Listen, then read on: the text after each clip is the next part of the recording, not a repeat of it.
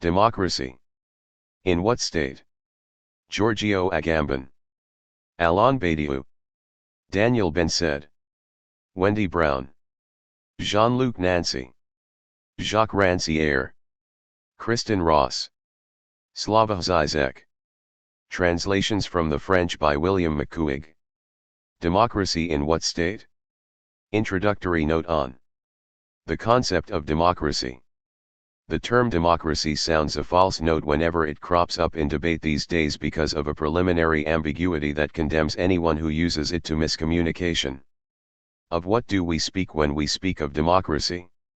What is the underlying rationale? An alert observer will soon realize that, whenever she hears the word, it might mean one of two different things: a way of constituting the body politic, in which case we are talking about public law, or a technique of governing, in which case our horizon is that of administrative practice. To put it another way, democracy designates both the form through which power is legitimate and the manner in which it is exercised. Since it is perfectly plain to everyone that the latter meaning prevails in contemporary political discourse, that the word democracy is used in most cases to refer to a technique of governing, something not, in itself, particularly reassuring, it is easy to see why those who continue, in good faith, to use it in the former sense may be experiencing a certain malaise. These two areas of conceptuality, the juridico-political and the economic-managerial, have overlapped with one another since the birth of politics, political thought, and democracy in the Greek polis or city-state, which makes it hard to tease them apart. An example will show what I mean. The basic term politeia may not be familiar to readers without Greek, but they have seen it translated as the Republic, the title of Plato's most famous dialogue. Republic does not, however, exhaust its range of meanings. When the word politeia occurs in the classical writers, it is usually followed by a discussion of three different forms of politeia: monarchy, oligarchy, democracy, or six if you count the three corresponding perkbases, or deviant forms. But translators sometimes render politeia with constitution, sometimes with government. In the Constitution of Athens, chapter 27, Aristotle characterizes the demagogy of Pericles this way: demodikateron synebi gens ti ten politeian, and a standard English translation runs: the Constitution became still more democratic. Aristotle continues with the statement that apison ten politeian malin agin eis haudus, which the same translator renders as brought all the government more into their hands. To make his translation coherent, he ought to have written brought all the Constitution more into their hands, but that would obviously have created a difficulty. When the same fundamental political concept can be translated to mean either constitution or government, then we have ventured out beyond ambiguity onto the featureless terrain of amphibology, a term from grammar and rhetoric signifying indeterminacy of meaning. Let us train our gaze on two further passages from two classics of Western political thought, Aristotle's Politics and Rousseau's The Social Contract, in which this unclarity manifests itself with particular force.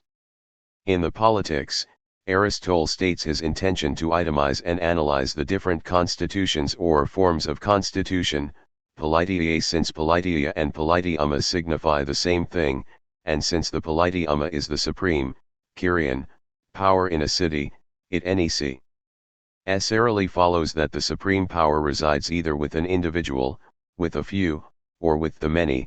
Politics 1279-25 ff. Current translations run more or less like this: since constitution and government signify the same thing, and since government is the supreme power in the state. A more faithful translation would retain the closeness of the terms politeia, political activity, and politeuma, the resulting political outcome, but, apart from that, it is clear that the essential problem with this passage lies in Aristotle's attempt to get rid of the amphibology by using the term Kyrian. With a bit of wrenching, the passage can be paraphrased in modern terms as follows: the constituent power, politeia, and the constituted power, politeuma, bind themselves together into a sovereign, Kyrian, power, which appears to be that which holds together the two sides of politics. But why is politics riven by this fissure, which the word Kyrian both dramatizes and heals over? As for the social contract, Michel Foucault gave a course in 1977-1978 at the Collège de France showing that Rousseau's aim was precisely to reconcile juridical and constitutional terms like contract, the general will, and sovereignty with an art of government. For our purposes, the important thing is the distinction basic to Rousseau's political thought between sovereignty and government and their modes of interaction. In the article on political economy which the editors of the Encyclopedic commissioned from him, Rousseau wrote, "I beg my readers to distinguish clearly between the topic of this article, which is public economy, or what I call government, and supreme authority, or what I call sovereignty. The distinction lies in this: sovereignty has the right to legislate, le droit legislatif, whereas government has purely executive power.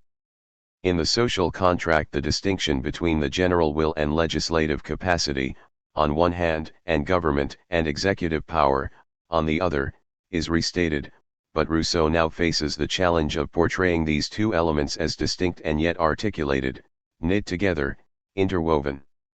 This is what compels him, at the very moment he posits the distinction, to deny forcefully that there could exist any division within the sovereign. As with Aristotle, sovereignty, that which is Kyrian or supreme, is at the same time one of the two terms being distinguished, and the indissoluble link between constitution and government. Today we behold the overwhelming preponderance of the government and the economy over anything you could call popular sovereignty, an expression by now drained of all meaning. Western democracies are perhaps paying the price for a philosophical heritage they haven't bothered to take a close look at in a long time. To think of government as simple executive power is a mistake, and one of the most consequential errors ever made in the history of Western politics. It explains why modern political thought wanders off into empty abstractions like law, the general will, and popular sovereignty, while entirely failing to address the central question of government and its articulation, as Rousseau would say, to the sovereign or locus of sovereignty. In a recent book I tried to show that the central mystery of politics is not sovereignty but government, not God but his angels, not the king but his minister, not the law but the police, or rather, the double governmental machine they form and propel. Our Western political system results from the coupling of two heterogeneous elements, a politico-juridical rationality and an economic governmental rationality, a form of constitution and a form of government. Incommensurable they may be, but they legitimate and confer mutual consistency on each other. Why does the politia get trapped in this ambiguity? What is it that gives the sovereign, the Kyrian, the power to ensure and guarantee the legitimacy of their union? What if it were just a fiction, a screen set up to hide the fact that there is a void at the center, that no articulation is possible between these two elements, these two rationalities? What if the task at hand were to disarticulate them and force into the open this ungovernable that is simultaneously the source and the vanishing point of any and all politics? As long as thought balks at tackling this knotty problem and its amphibology, any debate about democracy, either as a form of constitution or as a technique of government, is likely to collapse back into mere chatter. Despite all that is devaluing the word democracy day after day and in front of our eyes, there is no fivudle that this word remains the dominant emblem of contemporary political society. An emblem is the untouchable in a symbolic system, a third rail. You can say what you like about political society, display unprecedented critical zeal, denounce the economic horror, you'll always earn pardon as long as you do so in the name of democracy. The correct tone is something like, how can a society that claims to be democratic be guilty of this or that? Ultimately you will be seen to have judged society in the name of its emblem, and therefore itself you haven't gone beyond the pale, you still deserve the appellation of citizen rather than barbarian, you're standing by at your democratically assigned place. Be seeing you at the next election. Well, I say this, before one can even begin to apprehend the reality of our societies, it's necessary, as a preliminary exercise, to dislodge their emblem. The only way to make truth out of the world we're living in is to dispel the aura of the word democracy and assume the burden of not being a democrat and so being heartily disapproved of by everyone, tout le monde. In the world we're living in, tout le monde doesn't make any sense without the emblem, so everyone is democratic. It's what you could call the axiom of the emblem. But our concern is le monde, the world that evidently exists, not tout le monde, where the Democrats, Western folk of the emblem, hold sway and everyone else is from another world which, being other, is not a world properly speaking, just a remnant of life, a zone of war, hunger, walls, and delusions. In that world or zone, they spend their time packing their bags to get away from the horror or to leave altogether and be with whom? With the Democrats, of course, who claim to run the world and have jobs that need doing. What they then find out the hard way is that, warm and cozy in the shelter of their emblem, the Democrats don't really want them and have little love for them. Basically, political endogamy obtains, a Democrat loves only another Democrat. For the others, incomers from zones of famine and killing, the first order of business is papers, borders, detention camps, police surveillance, denial of family reunion. One must be integrated. Into what? Into democracy, clearly. To be admitted, and perhaps on some distant day greeted, one requires training in democracy at home, long hours of arduous toil before the notion of coming to the real world can even be entertained. Study your integration manual, the good little Democrat's handbook, in the intervals between bursts of lead, landings by humanitarian paratroopers, famine, and disease. You've got a stiff exam ahead of you and still no guarantee that you won't find the passage from the false world to the real one blocked. Democracy. Sure. But reserved for Democrats, you understand. Globalization of the world? Certainly, but only when those outside finally prove they deserve to come inside. In sum, if the world of the Democrats is not the world of everyone, if tout le monde isn't really the whole world after all, then democracy, the emblem and custodian of the walls behind which the Democrats seek their petty pleasures, is just a word for a conservative oligarchy whose main, and often bellicose, business is to guard its own territory as animals do, under the usurped name world. With the emblem dislodged, and the territory seen plainly for what it is, a landscape filled with Democrats bustling and reproducing, we can turn to important matters. What conditions must a territory meet before it can present itself speciously as part of tout le monde under the democratic emblem? Or to twist the thought a bit, of what objective space, of what settled collectivity, is democracy? The democracy carrot. At this point we may turn back to the moment in philosophy when the democratic emblem was first dislodged, Book 8 of Plato's Republic. Plato applies the term democratia to a way of organizing the business of the polis, a certain type of constitution. Lenin said the same thing long after, democracy is no more than a particular form of state. But both Tatf and Lenin are more interested in the subjective impact of the state form than they are in its objective status. Thought must shift the focus from the legal framework to the emblem or from democracy to the democrat. The capacity of the democratic emblem to do harm lies in the subjective type it molds, and, not to mince words, the crucial traits of the democratic type are egoism and desire for petty enjoyments. Lin Piao, by the way, was being perfectly Platonic when he said, at the height of the Cultural Revolution, that the essence of false communism, the kind prevailing in Russia, was egoism, and that the true motive of the reactionary democrat was quite simply fear of death. Of course, Plato's approach entails a purely reactive part, for he was convinced that democracy would not save the Greek polis, and in fact it didn't. Dare one assert that democracy will not save our beloved West either? Indeed, I dare say it won't, and I would add that this brings us right back to the ancient dilemma: either we reinvent communism or we undergo some reinvented form of fascist barbarity. The Greeks for their part had the Macedonians and then the Romans, and either way it was servitude, not emancipation. Plato, an aristocrat oriented to the past, reaches for configurations like a philosophically trained military aristocracy, which he imagines to have existed once. In fact, he invents them, aristocratic reactionism generating political myth. There are plenty of contemporary variants of reaction dressed as nostalgia on display.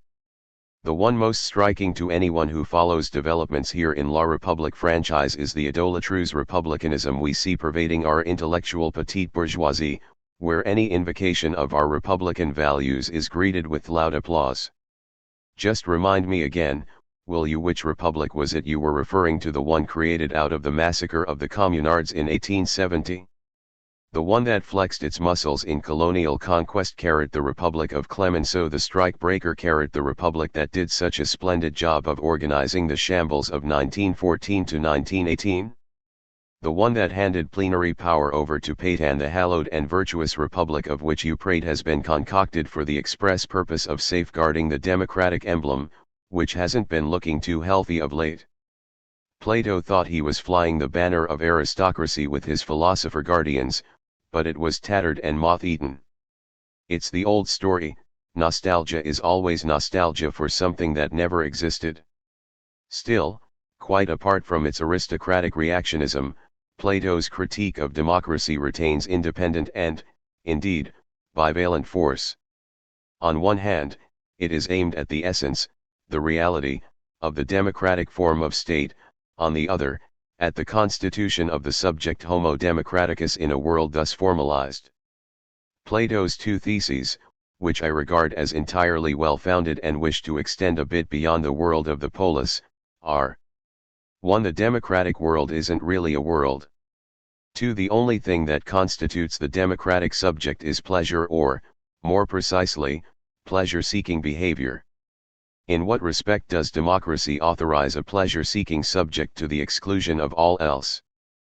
Plato describes two forms of the relation to pleasure constituted in the democratic non-world. The first is youthful Dionysiac enthusiasm. The second is elderly indifference to the varieties of pleasure. At bottom, the socialization of the democratic subject begins with the illusion that everything is available. Untrammeled pleasure, one says the anarchist of 68. My clothes, my Nikes, and my hash, says the would-be, or perhaps wannabe, rebel from France's problem suburbs. Yet democratic life comes full circle with the crepuscular awareness of the equivalency and thus the nullity, of everything except the universal standard of value, money, and the whole apparatus needed to protect it, the police, the justice system, the prisons. From prodigious avidity fancying itself freedom to budgetary avarice with a strong security presence, there you have it in a nutshell. What has this to do with the world? Any world, for Plato and for me, only becomes visible, is only thrown into relief, by the differences constructed within it, first by the difference between truth and opinion, and then by the difference between truths of more than one type, love and politics, for example, or art and science. But within a horizon in which everything is equivalent to everything else, no such thing as a world is discernible, only surfaces, supports, apparitions without number. This is what Plato has in mind when he says that democracy is a form of government diverting, anarchic, and bizarre, which dispenses an equality of sorts indiscriminately among the equal and the unequal. Diversion is what the young seek, the satisfaction, potential at least, of their wants. What Plato calls the imposition of an artificial equality on things unequal translates seamlessly, for me, into the monetary principle, the universal equivalency or fungibility that bars any possibility of real difference, of the heterogeneous as such, in the way that truth methodically reached is heterogeneous to freedom of opinion. This abased, abstract equality is really no more than a demeaning subjection to quantifiability that interdicts the consistence of a world and imposes the rule of what Plato calls anarchy. Anarchy obtains when value is mechanically attributed to what is without value. A world of universal substitutability is a world without any proper logic of its own, in other words not a world at all, only an anarchic whirl of idola. What defines the Homo democraticus trained into this anarchy is that he or she as subject reflects the substitutability of everything for everything else. So we have the overt circulation of desires, of the objects on which these desires fix, and of the cheap thrills they deliver, and it's within this circulation that the subject is constituted. And as I said, in senescence our subject, blasé by now, comes to accept a certain interexchangeability of those objects, as a boost to circulation, or modernization. All he or she can really make out anymore are the numbers, the quantities of money in circulation. The pump driving the whole system, though, is the youthful urge to seek pleasure in the satisfaction of desire, from which it follows that, while the wisdom of circulation may reside with the old who have come to see that the essence of everything is monetary nullity, its animated existence, its incessant self-perpetuation demand that youth occupy the foreground. Homo democraticus is an avaricious old fellow grafted onto a craving adolescent. The adolescent makes the wheels turn, and the old fellow reaps the profits. Plato lucidly observes the false democratic world in action, compelled to idolize youthfulness while mistrusting youthful enthusiasm. There is something essentially juvenile about the democratic ethos, something that feels like universal puerilization.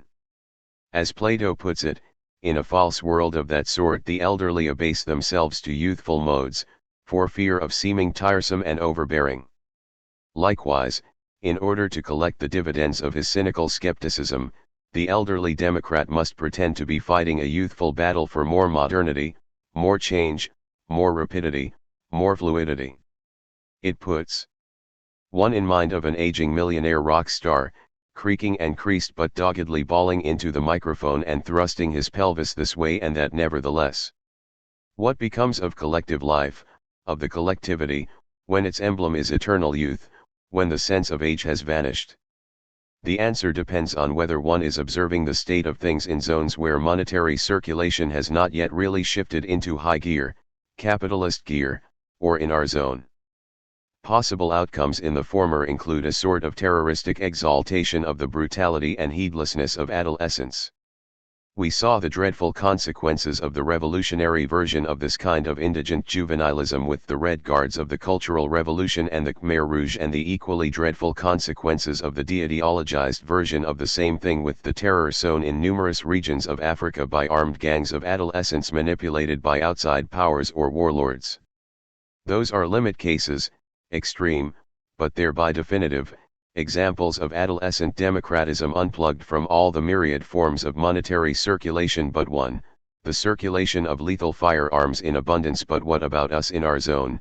The supremacy of youth gives the search for pleasure the force of a social imperative.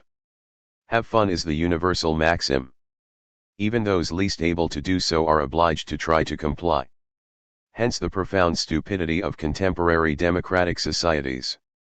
Plato is a sure and perceptive guide to the panorama of modern society, which is a weave of three main motifs: the absence of world, the democratic emblem as subjectivity enslaved to circulation, and the imperative of universal adolescent pleasure-seeking.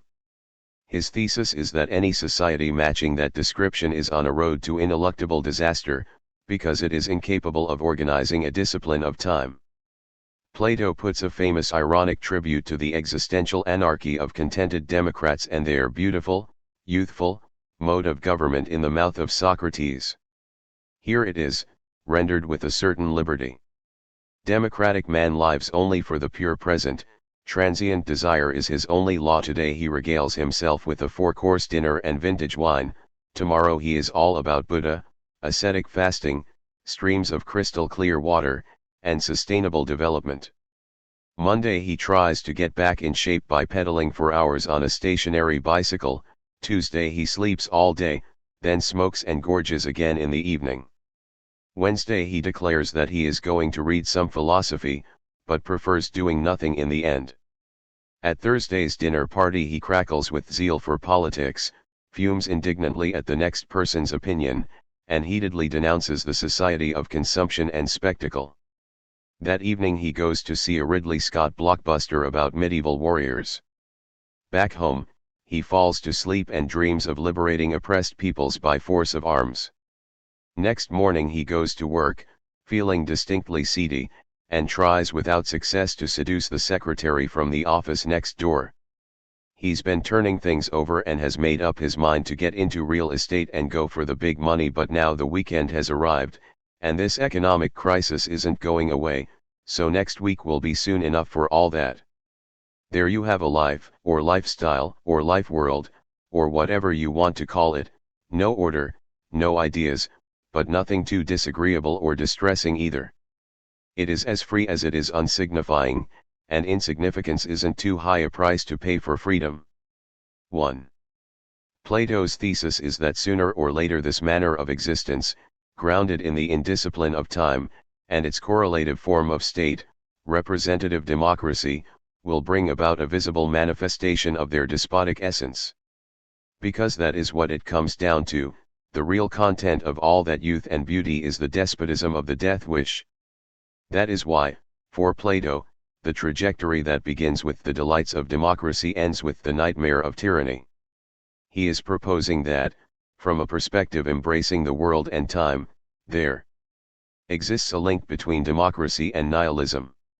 For the democratic non-world is a leakage of time. Consumption is consuming it. So there it is, the emblem of the modern world is democracy, and youth is the emblem of the emblem, symbolizing as it does the absence of restraint on time. Evidently this youth emblem has no substantial existence. It's an iconic construct generated by democracy, but some constructs are constructive, and this one constructs the bodies it needs out of immediacy. Only pleasure-seeking exists, fashion, each present moment substitutable for any other, and stationary movement, on se bouge, to use a French idiom. So not being democratic is the same as getting old or being old. That misses the point entirely. As I said, the old see a lot and absorb a lot. The point is this: if democracy equals monetary abstraction equals an organized death wish, then its opposite is hardly despotism or totalitarianism. Real opposition is the desire to set collective existence free of the grip of this organization. Negatively, that means the order of circulation must no longer be that of money, nor the order of accumulation that of capital. Private property simply cannot be allowed to dictate how things are going to be. Positively, it means that politics, in the sense of subjective mastery, the mastery of thought and praxis, over the future of humanity will have independent value, obeying its own atemporal norms like science and art. Politics will not be subordinated to power, to the state. It will be, the force in the breast of the assembled and active people driving the state and its laws to extinction. Plato contemplated these prospects clearly, even if the bounds of his own worldview made him restrict them to the lives of what he called the guardians of the city, with everyone else assigned fixed productive tasks. The guardians possess nothing, among them all is communal and shared, and their only power is that of the idea, for their city has no laws. So let the maxims Plato reserves for his aristocracy of wisdom become the maxims of everyone, of all of us. Antoine Vitesse used to say that the theater and art were meant to be elitist for everybody / well then, let there be an aristocratism for everybody / but aristocracy for everybody is just a way of formulating the highest aspiration of communism, and we know that the worker revolutionaries of the 19th century saw Plato as the first philosophical spokesman for communism. You can take any doctrine and label the caricatural reversal of it its opposite, but if you think of its opposite as the moment of its creative fulfillment, when all the excess trappings fall away, then the opposite of the kind of democracy we have had served up to us during the long goodbye of capitalist parliamentarism is not totalitarianism or dictatorship. It is communism, which, as Hegel said at the time, absorbs and surmounts the formalism of the age of restricted democracy. What I have aimed to do here is to set brackets around the authority the word democracy is likely to enjoy, or have enjoyed, in the mind of the reader and make the Platonic critique of democracy comprehensible. But, as a coda, we can go right back to the literal meaning of democracy if we like, the power of peoples over their own existence. Politics immanent in the people and the withering away, in open process, of the state. From that perspective, we will only ever be true democrats, integral to the historic life of peoples, when we become communists again. Roads to that future are gradually becoming visible even now. Theater of Shadows.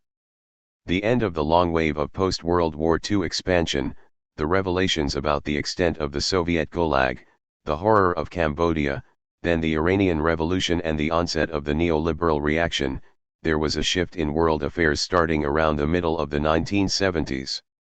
The protagonists of the Cold War, capitalism versus communism, imperialism versus national liberation, faded from the billboards, and a new titanic struggle between democracy and totalitarianism was proclaimed to a drumbeat of publicity. Actually, it was more like the restoration of the French monarchy, with the straightforward term democracy conferring a threadbare mantle of soft legitimacy on the unfolding of an interminable thermometer. Yet, then as now, the victorious liberals clung to their secret mistrust of the specter of popular sovereignty lurking beneath the calm surface of democratic formalism. Or not so secret.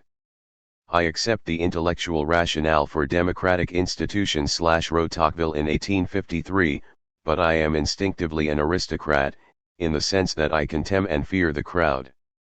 I dearly love liberty and respect for rights, but not democracy. One fear of the masses and a passion for law and order are the real foundations of liberal ideology. Market despotism and its level playing field manipulate democratic discourse the way a ventriloquist manipulates his dummy, making it speak the lines he chooses. So, in the waning century's theater of shadows, two abstractions, democracy and totalitarianism, were supposed to be slugging it out, while the contradictions at work below the surface of each were repressed. Hannah Arendt, more circumspect, pointed out that whatever the similarities, the differences are essential. Trotsky may have qualified Hitler and Stalin as twin stars, and he may have conceived the statization, iatization, of society as a form of bureaucratic totalitarianism with the motto La Société, si est moi 3. But he never lost sight of the social and historical differences without which no concrete politics is possible. By one of those ironies with which history is so prodigal, democracy appeared to triumph over its evil twin at the very moment when the conditions that had made it appear that there was an organic link between constitutional freedoms and free enterprise were beginning to unravel. Over 3 decades of post-war prosperity, the wedding of parliamentary democracy and the social market economy under the liberal aegis appeared to promise a future of unlimited progress and prosperity, and so to have exorcised at last the specter that had haunted the world persistently since 1848.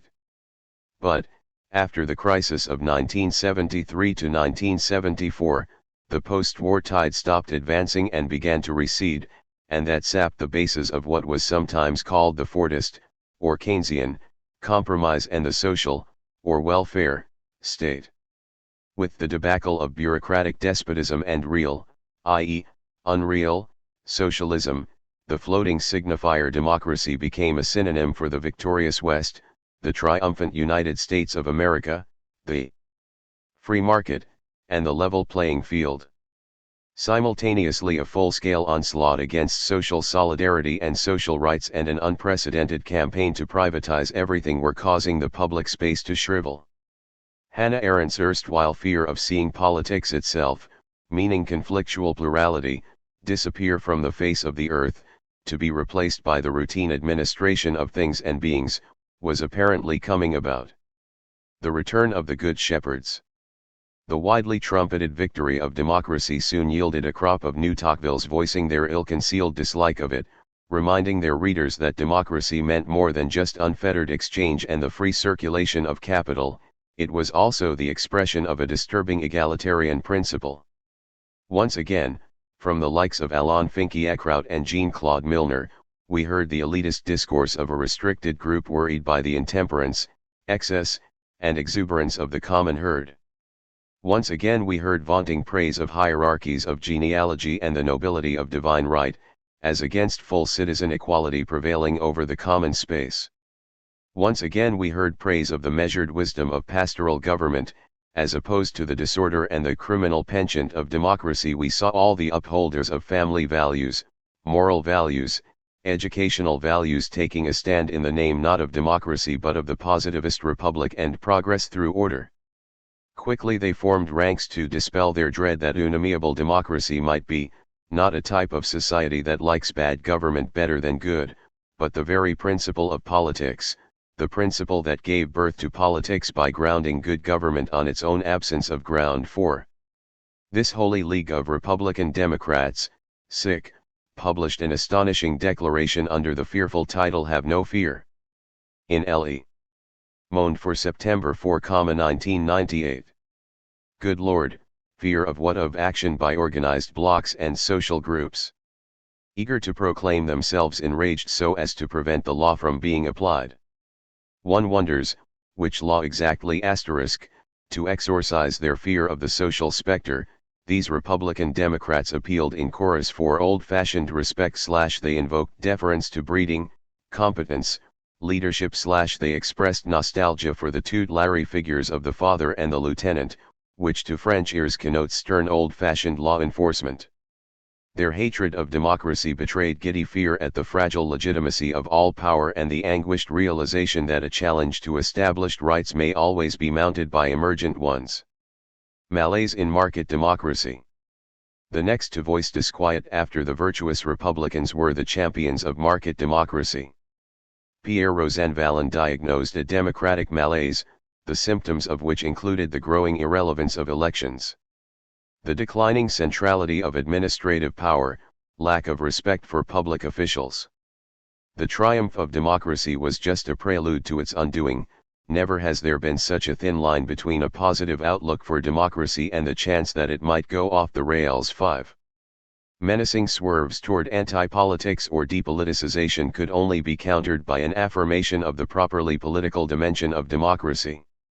Observing how society is composed more and more of communities bonded by adversity, kinship, situation, and converging historical trajectories, Rosanvallon insists on the growing importance of compassion and victimhood.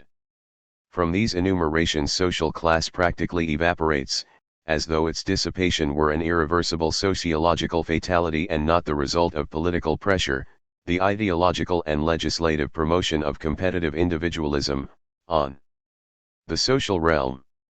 Hence the enigma, insoluble in the terms posed by Rosanvallon, of a democracy without quality for humans without qualities. How could a politics without classes be anything but a politics without politics?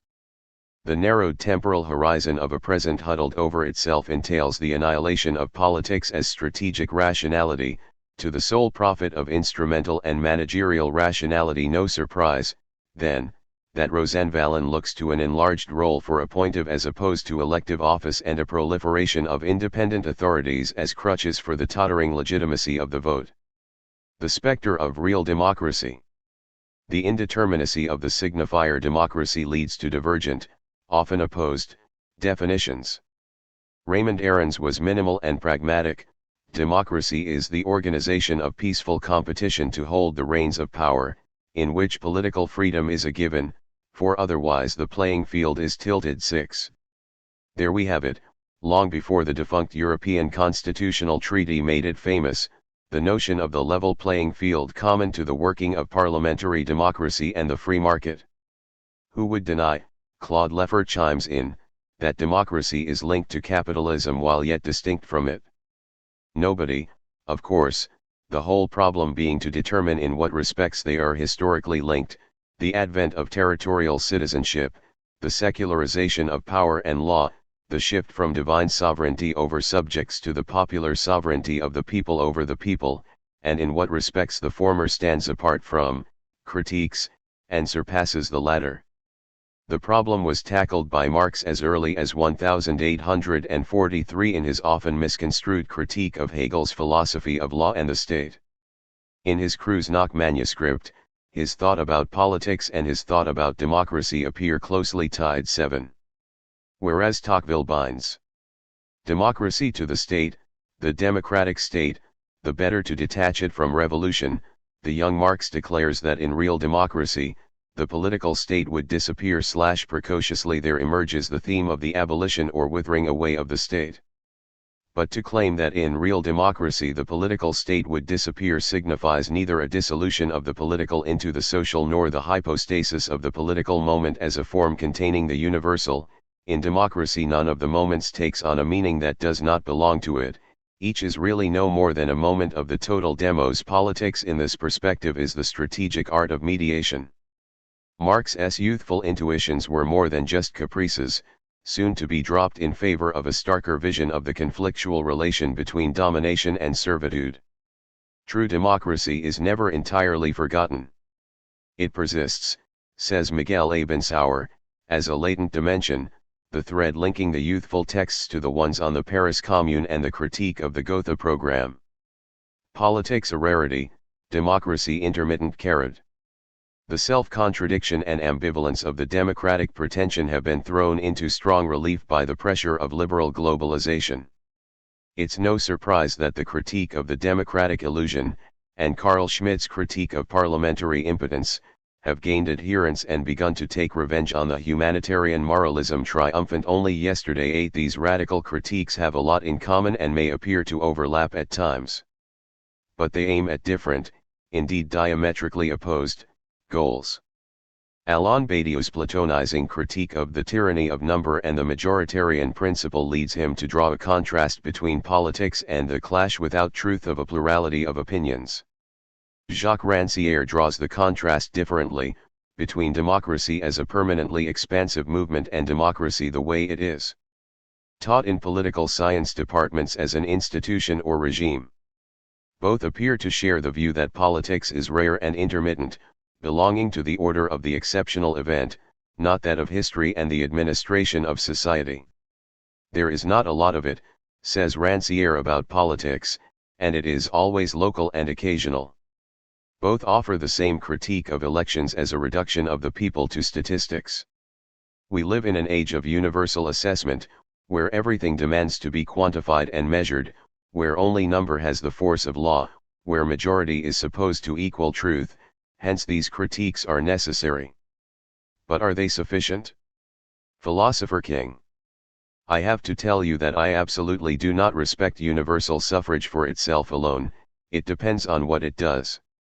Why should universal suffrage be the one thing in the world that merits respect independently of its outcomes? 9. Alain Badiou's challenge to the supremacy of numbers and voting is a salutary reminder that a numerical majority is never proof of truth or justice. But he says nothing about social convention and juridical formalism, without which the law is never more than pure force and pluralism is at the arbitrary mercy of every individual. Badiou's radical critique relies on identifying democracy with capitalism pure and simple, with the fungibility that makes everything on the market equal in value to everything else. If democracy is representation, it is representation first and foremost of the general system that bears its forms. In other words, electoral democracy is not representative except to the extent that it is the consensual representation of capitalism, today rebranded the market economy. Such is its corruption in principle, and one comprehends why Marx thought that. Faced with a democracy like that, the only remedy was a transitory dictatorship, which he called the dictatorship of the proletariat. Dictatorship is a loaded word, but it does shed light on the chicanery of the dialectic between representation and corruption. For Marx, though, dictatorship was not in the least the opposite of democracy, and when Lenin spoke of democratic dictatorship he didn't mean it as an oxymoron. Badiou appears to contemplate a chain of discrete historical sequences, each unfolding and reaching its termination independently of the orientations and decisions of the actors, sustained by fidelity to an inaugural event. The enemy of democracy was not the despotism of a single party, miscalled totalitarianism, except insofar as this despotism brought the first sequence of the communist idea to an end. The only real question is how to begin a second sequence of this idea, in which it prevails over the clash of interests by means other than bureaucratic terrorism. A new definition and a new practice, in short, of what was called the dictatorship of the proletariat.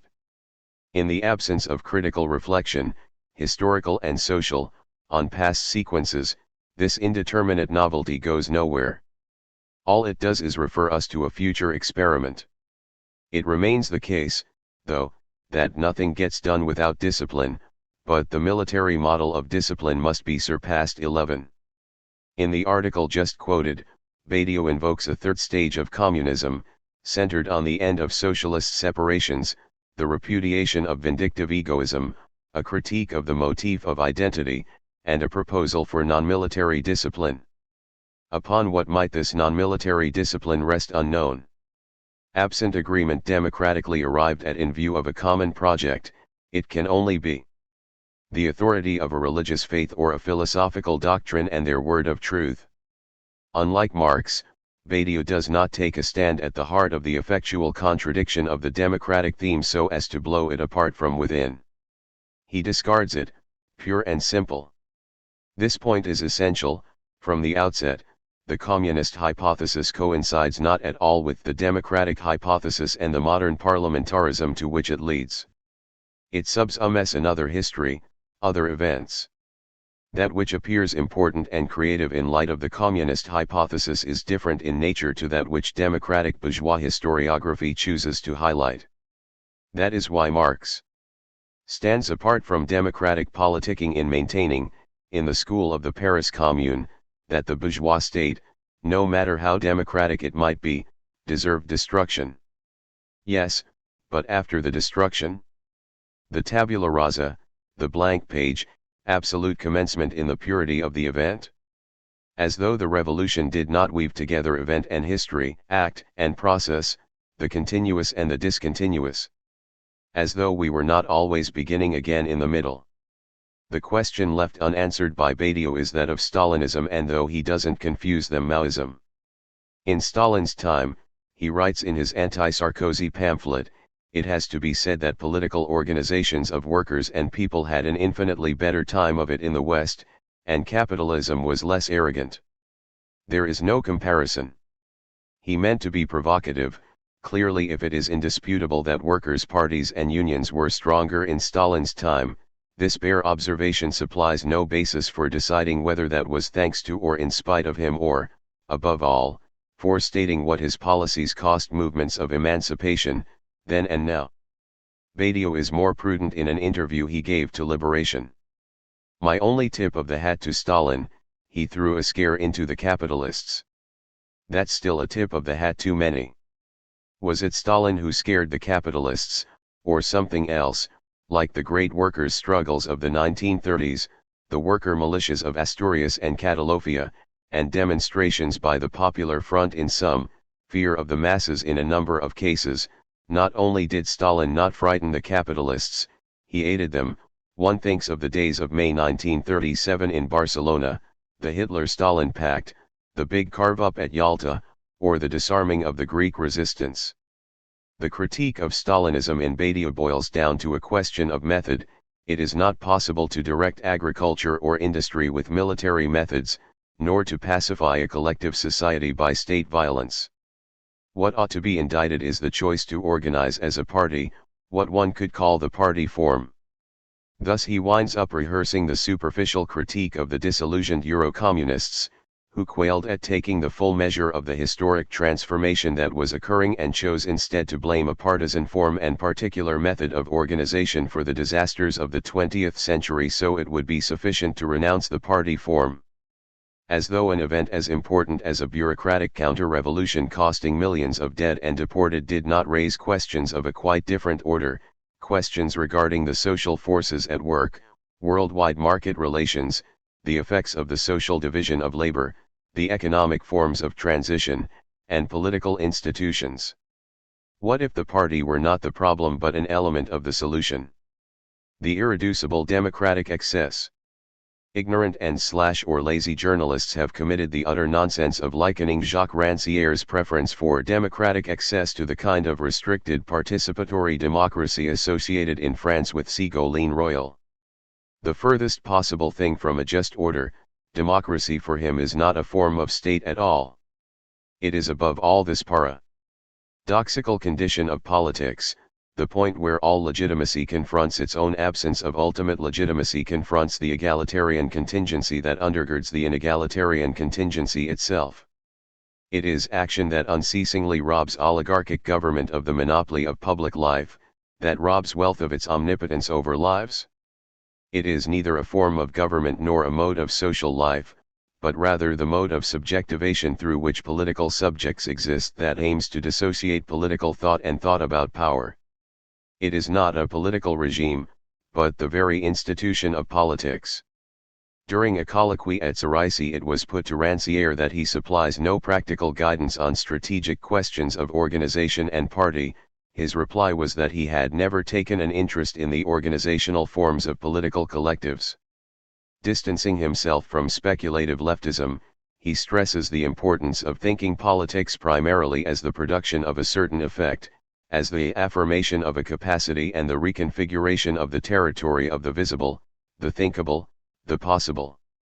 In a subsequent interview, though, he adds some nuance, it is not a question of discrediting the principle of organization and valorizing nothing but explosive scenes.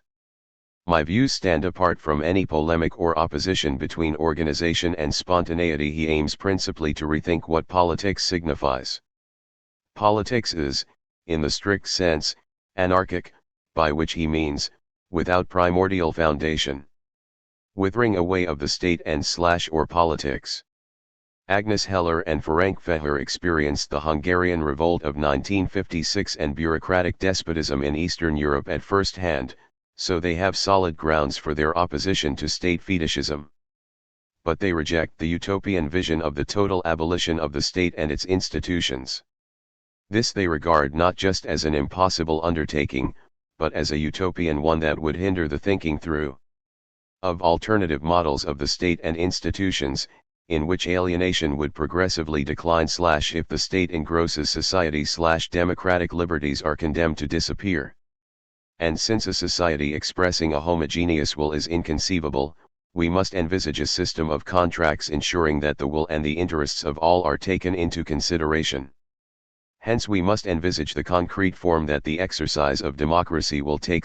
This critique of bureaucratic totalitarianism, as we know, gave the Euro-communist parties of the 1980s theoretical justification for surrendering unconditionally to the dictates of ventriloquist capitalism. It does nonetheless highlight the obscurities and perils surrounding Marx's hesitant proposition that the state would or must wither away. 6 weeks of communal liberty in the spring of 1871 were enough to make Marx write that state power was henceforth abolished. Abolished. That's a bit drastic. It would seem to contradict what Marx had to say in his polemics against Proudhon and Bakunin, in which he opposes the idea that an abolition, of the wage-earning class or the state, could simply be decreed. He sees it as more of a process, the preconditions of which were to be attained through the reduction of hours worked, the transformation of property relations, and the radical modification of the organization of work. Such expressions as the extinction or withering away, of the state, imply a process, like permanent revolution. They place the emphasis on the link between act and duration. The withering away of the state should not be interpreted as the absorption of all its functions by social self-management or the simple administration of things. Certain central functions must continue to exist, but as public functions under popular control. Thus the withering away of the state does not signify the withering away of politics or the extinction of it through the simple rational management of society. It can just as well signify the extension of the domain of political struggle through the debureaucratization of institutions and permanent deliberation on public matters. Such an interpretation is confirmed by Engels in 1891. The proletariat, he wrote, cannot keep itself from gnawing at the most harmful facets of the state, until a generation that has grown up in new and free social conditions gains the capacity to do away entirely with the bric-a-brac of the state. It is not a question of abstractly proclaiming the abolition of the state by decree, but of assembling the preconditions allowing it to dispense with its bureaucratic bric-a-brac. The seizure of power is no more than a first step, a beginning, the onset of a process and not its completion. Rousseau's faults. The effective contradictions of democracy, not its paradoxes as Norberto Bobbio once wrote, are inherently present in the aporias, the formal contradictions, of the social contract.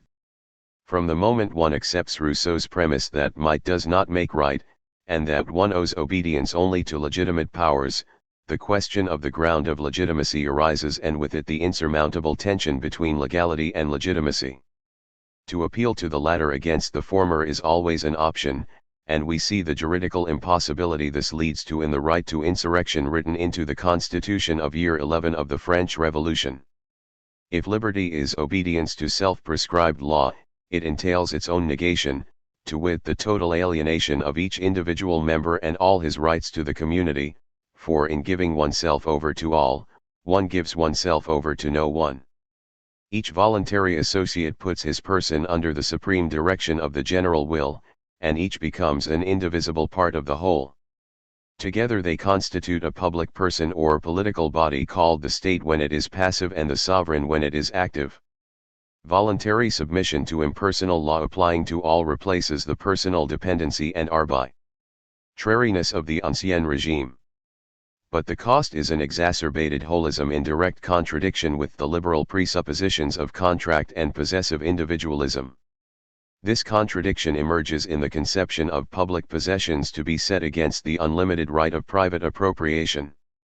If the state is master of all the goods of its members by virtue of the social contract, it follows that every man naturally has a right to what he requires and that the right of each individual to his or her own private property is subordinated to the right the community has over everything.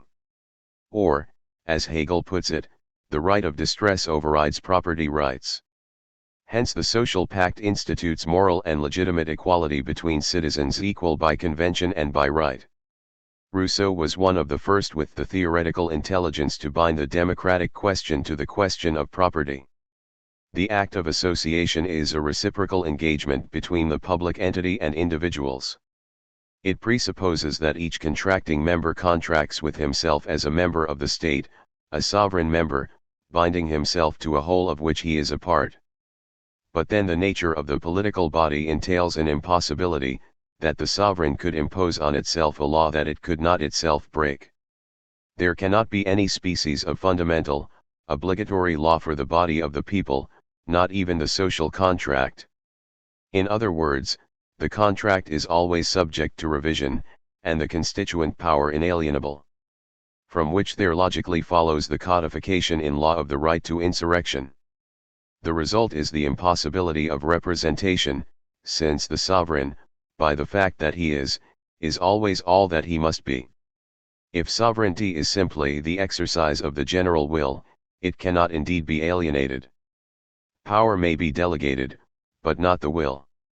The sovereign can will from present moment to present moment, actual omni, but not for the future, for it is absurd that the will could shackle itself into the future. Here we have the ground of immediate democracy/where the sovereign can never be represented except by himself/which Rosenvalen today rejects. Improbable miracle. The general will is of course always right and always aims at public utility, but it does not follow that the deliberations of the people always have the same rectitude. One never corrupts the people, but one often deceives it. Hence there is no contradiction within the people, but there is deceit, manipulation, propaganda. It's the original version of modern conspiracy theory, though the modern sort is missing the crucial notion of ideology. 19 It logically follows that, if the general will can err, it must be because of prevarication and faction, the intrigues of enemies of the people or partial associations at the expense of the all-embracing association. So, for the general will to manifest itself aright, it is necessary to ban any partial association, any party, in the state, so as to allow each citizen to speak for himself alone. The formula, emblematic of confidence in the supposedly free and rational subject, converts easily into confidence in the fact that the sum of reasons culminates in reason.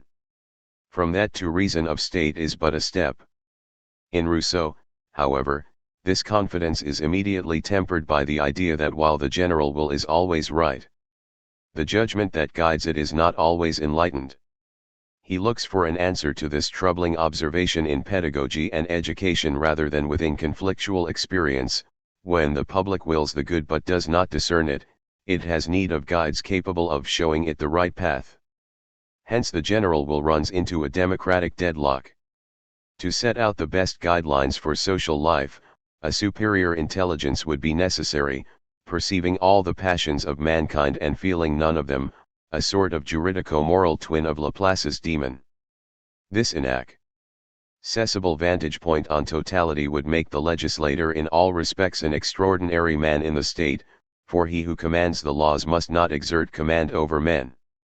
This legislator must resort to a different kind of authority, capable of inducing without violence and persuading without convincing / to escape from what Hannah Arendt called the vicious constitutional circle. Rousseau is thus driven to invoke a conventional transcendence civic religion, which is supposed to bridge the gap between the homogeneity of the ideal people and the divisions among the real people, which he is unable to formulate as a class struggle. And, since not everyone can make the gods speak, Rousseau plays the joker in the deck. Enlightened despotism, the great soul of the legislator, is the real miracle which must prove his mission. To think the institution. Where Rousseau's thought halts, Saint Just takes over, with his interrogation, on the eve of their midter, of the necessity of republican institutions. The institutions are the guarantee of public liberty, they moralize the government and the civil state and ground the reign of justice. For without institutions, the strength of a republic rests either on the qualities of fragile mortals, or on precarious means. 21. With the guillotine only a few days away, Saint Just evokes all those who were vanquished in the struggle for emancipation. They had the unhappiness to be born in countries without institutions. In vain they relied on all the force of heroism. Factions, triumphant for a day, cast them down into eternal night, notwithstanding years of virtue. For him, as later for Che Guevara, the force of heroism and the virtue of example were not enough to bridge the tragic gap between the constituent power and instituted democracy. The experience of the sad truths of the revolution, wrote Saint Just in this testamentary document, made me conceive the idea of shackling crime through institutions. Institutions have as their object the concrete establishment of all social and individual guarantees so as to avoid dissension and violence, and substitute for the ascendancy of men the ascendancy of morals. It is needful, he insists, as though sending one last message before sinking into the silence of eternal night, to substitute, through institutions, the strength and inflexible justice of law for personal influence. Then the revolution is consummated. Neither he, nor Che Guevara, nor Patrice Lumumba, nor so many others had time to resolve this mysterious democratic equation, the puzzle of which they have handed on to us. The social historical case social historique is the union of and tension between instituting society and instituted society, between history made and history in the making. To what extent can society be endlessly instituting itself and thus escape the self-perpetuation of the instituted? Such questions, the question of revolution, do not overleap the boundaries of the theorizable, but instantly locate themselves on another terrain, that of the creativity of history, and I would add, on the terrain of political practice, where this creativity is exercised, in a profane history open to the uncertainty of struggle. The stress of uncertainty. Claude Lefort terms democracy a form of society in which men consent to live under the stress of uncertainty and where political activity runs up against its limit. By definition, it is exposed to the paradox of the skeptical relativist who doubts everything except his own doubt, to the point of becoming a dogmatic doubter, a doctrinaire of doubt. Conscious of this danger, Lefort admits that relativism attains its highest degree when the point is reached where the value of democracy is queried. How to escape this uncertainty, inscribed as it is in the very principle of democratic equality? The answer would be to laicize democracy, to pursue the transformation of theological questions into profane ones, and so cease trying to reduce the political to the social, searching for a mythical lost unity, such a pretension that the social might absorb the political completely, that a mythical great society, a primordial Gemeinschaft, might be regained, presupposes a homogeneous society that contrasts with the irreducible heterogeneity of the social. The experience of totalitarian regimes, Lefort states, teaches us the impossibility of imagining a point of fulfillment of the social, where all relations would be seeable and sayable. From a stance almost diametrically opposed, Rancière also considers the ideal reduction of the political by the social as the sociological termination of the political, as a reduction of democracy to the political self-regulation of the social. In the 1970s, pure politics and its ideologues returned in force, though this was presented as a revival of political philosophy. For Rancière, this was a way of hiding the fact that the social is not a proper sphere of existence, but a litigious object of the political. there is a political, and imaginary or symbolic, institution of the social.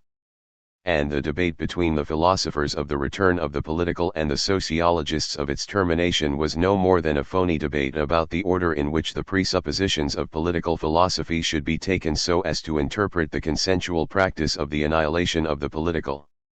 Secularizing democracy? Not to personify society, not to believe that it might act as a body. These were the pragmatic concerns of Walter Lippmann in the interwar years, when he saw the political space being destroyed by the negation of class conflict in the interests of a popular state or state. Of the entire people. Society does not exist, he was finally provoked to say. For him, as for John Dewey, to laicize democracy was to reject any notion of the beyond, any transcendence, any next world, any ultimate foundation, and to accept the insurmountable uncertainty of political judgment. Dewey addressed himself to Trotsky on this point. For Trotsky, utilitarian morality, the justification of the means by the ends, was anathema. His focus was on the justification of the ends themselves, but ultimately the criterion he invoked was the class struggle. Dewey accused Trotsky of thus surreptitiously resorting to a factitious transcendence. There is no escape from the circle of interaction between ends and means, and political decisions always contain an irreducible element of uncertainty. We cannot not be involved, we have to place our bets. Lippmann opposed mystical conceptions of society that would prevent democracy from attaining a clear idea of its own limits and the goals it might actually reach. Its business is to resolve, prosaically and without a universal moral code, simple conflicts of interest. Lippmann cherished no illusion that some sort of correct popular will might be expressed through the ballot box, since voters have no time to examine problems from all sides. Some had hazarded the notion that, since politics is not a profession, the sum of individual incompetences could still make democracy collectively competent. Lippmann answered with skeptical lucidity that there is not the slightest reason to think, as mystical Democrats do, that the sum of individual ignorances could produce a continuous force capable of directing public affairs. Since nobody can take an interest in all the issues, the ideal outcome would be for those directly involved in a dispute to reach agreement, the experience of one who is party to a cause being fundamentally different to the experience of someone who is not. For Lippmann, the inevitable conclusion was that the democratic ideal could never, on account of excessive ambition, lead to anything but disappointment and a drift toward forms of invasive tyranny. So it was necessary to put the public in its place in both senses, remind it of its obligation to behave modestly and give it a seat in the grandstand, as a spectator. Discordant space and time. For Rancière, representation is fully and overtly an oligarchic form. Right from the start it is the exact opposite of democracy. For Cornelius Castoriadis, as for Leffert, the disincorporation of power implies, on the contrary, a scene of representation. Representative democracy is more than just the system in which the representatives participate in political authority in the stead of the citizens who have chosen them, imparting relative visibility to society at the price of sometimes quite severe distortions.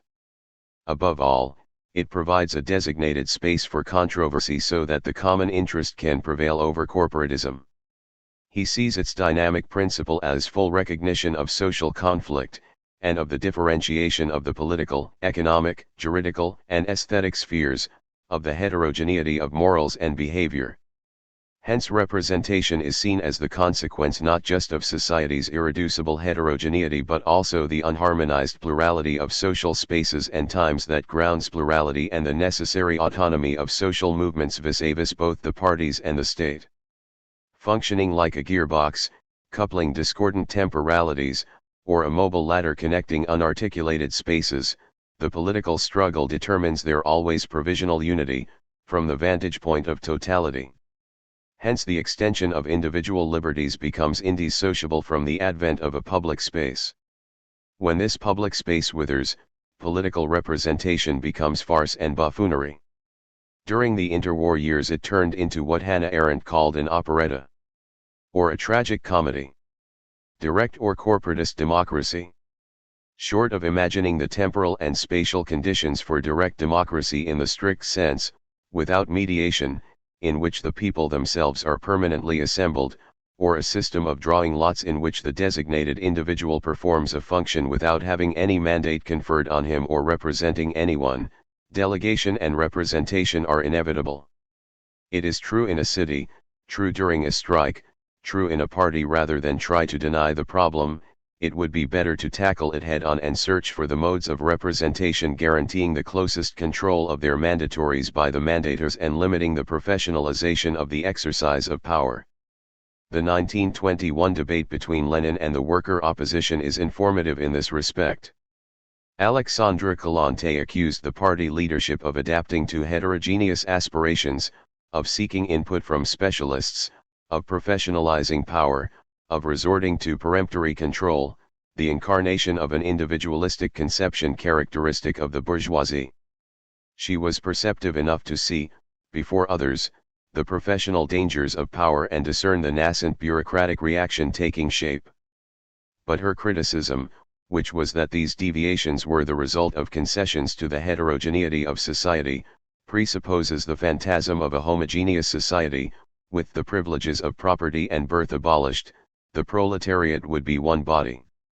Who is meant to ensure the creativity of the dictatorship of the proletariat in the economic domain? Kollontai asked. The essentially proletarian organs, which are the unions, or on the contrary, the state administration, which lacks a living relationship with productive activity and, moreover, is of mixed social background. The core of the problem lies there, she added. There the core does indeed lie. The upshot of doing away with territorially based representation, the Soviets were originally territorial bodies, was a tendency to transform the unions into administrative or statist organs and to hamper the emergence of a general will by maintaining corporatist fragmentation. From the pen of Kollontai as from that of her partner Klyapnikov, there flowed denunciations of variegation and mixed social composition. They were denouncing concessions made to the petite bourgeoisie and the managerial class of the old regime, these heterogeneous categories among which our party is obliged to tack and trim. This phobia about mixture and motleiness is revealing of a dream of a sociologically pure workers' revolution without hegemonic intent. Its paradoxical outcome was the single party, the incarnation of a single, unified class. What Lenin was combating back then, in the guise of the worker opposition, was in reality a corporatist conception of socialist democracy, juxtaposing without melding the particular interests of localities, enterprises, and trade, while failing to isolate a general interest. It thus became inevitable that this network of decentralized powers and local economic democracy, which was incapable of proposing a hegemonic project for the whole of society, should be crowned by bureaucratic Bonapartism. The controversy bore not on the validity of the partial experiences inscribed in the real movement aiming to abolish the existing order but on their limitations. On the relativity of number. Number has nothing to do with truth. It never has the force of proof. Majority rule can, by convention, bring debate to an end, but the avenue of appeal always remains open, against today's majority, from today's minority, from the present to the future, from legality to legitimacy, from law to morality. The radical alternative to the majoritarian principle, the drawing of lots, is no more than a least bad option. It is not surprising that the idea should be brooded about once again, if only in mythical form. As a symptom of the crisis of our current democratic institutions. Rancière supplies the most serious argument for it. The deepest trouble conveyed by the word democracy, he writes, is the absence of any title to govern. Democracy is at the mercy of the god of chance. It is the scandal of a superiority grounded in no other principle than the absence of superiority, hence the drawing of lots is the logical conclusion. It has its drawbacks, no doubt, but all in all it is less detrimental than government by competence, collusion, and intrigue. Good government is the government of equals who do not wish to govern. As for democracy, it is neither a society for governing, nor a government of society. It is properly this ungovernable thing upon which all government must, in the last analysis, discover that it is grounded. The straightforward substitution of sortition for representation would thus signify not only the abolition of the state, but of politics in the sense of deliberation out of which may arise proposals and projects to be accomplished. Contrary to a tradition that preferred to see majorities as immanent manifestations of divine wisdom, Lippmann for his part defends a desacralized and minimalist conception of the vote. Casting a vote is not even the expression of an opinion, just a simple promise to support a given candidate. In line with the idea that the voter is competent only regarding that which concerns him personally, Lippmann radicalizes the principle of delegation to the point of theoretically accepting the extreme professionalization and monopolization of political power. In other words, a de facto return to an oligarchic conception. Partisan mediation. Rancière sees fatigue as the force compelling people to accept being represented by a party. 34 The blanket rejection of representation entails the categorical rejection of the very notion of party, political. Parties are manifestations of a refusal to exist on one's own. In 1975 Claude Lefort saw parties as the very embodiment of corporatism. Unlike Castoriadis, at that time he rejected, out of principle, any manifesto or program tending toward an all-embracing vision. In 1993, having demonstrated, through unwavering support for NATO's war in the Balkans and Israel's occupation of the Palestinian territories, his commitment to the scenario of frontal opposition between totalitarianism and democracy, he opined that, however pertinent it might be, criticism of political parties should not cause us to forget the constitutive need of liberal democracy for a representative system. While attributing an indispensable role to civil society's network of associations, he was now prepared to posit that only competition among political parties brings out the general aspects of the aspirations of various social groups. By an irony of history, he thus found his tortuous way back to the Leninist idea that, the political being irreducible to the social, it is determined in the last analysis by class relations operating through the party struggle. As for Pierre Bourdieu, in his late years his rejection of democratic faith in the correctness of the mathematical sum of individual opinions lead him to logically re-emphasize the importance of collective action, no matter what name was given to this collectivity. But a party is not a class, and class is never containable within parties that claim to represent it. So there is an antinomy inherent in politics, the risk of plunging into alienation through delegation and representation, under the pretext of escaping alienation in the workplace. Because the dominated do not exist as a group, except statistically, prior to the operation of representation, they require representation somehow or other. This leads to an almost perfect vicious circle of domination and the fundamental, virtually metaphysical, question of what it means to speak for people who would have no voice at all if one did not speak for them.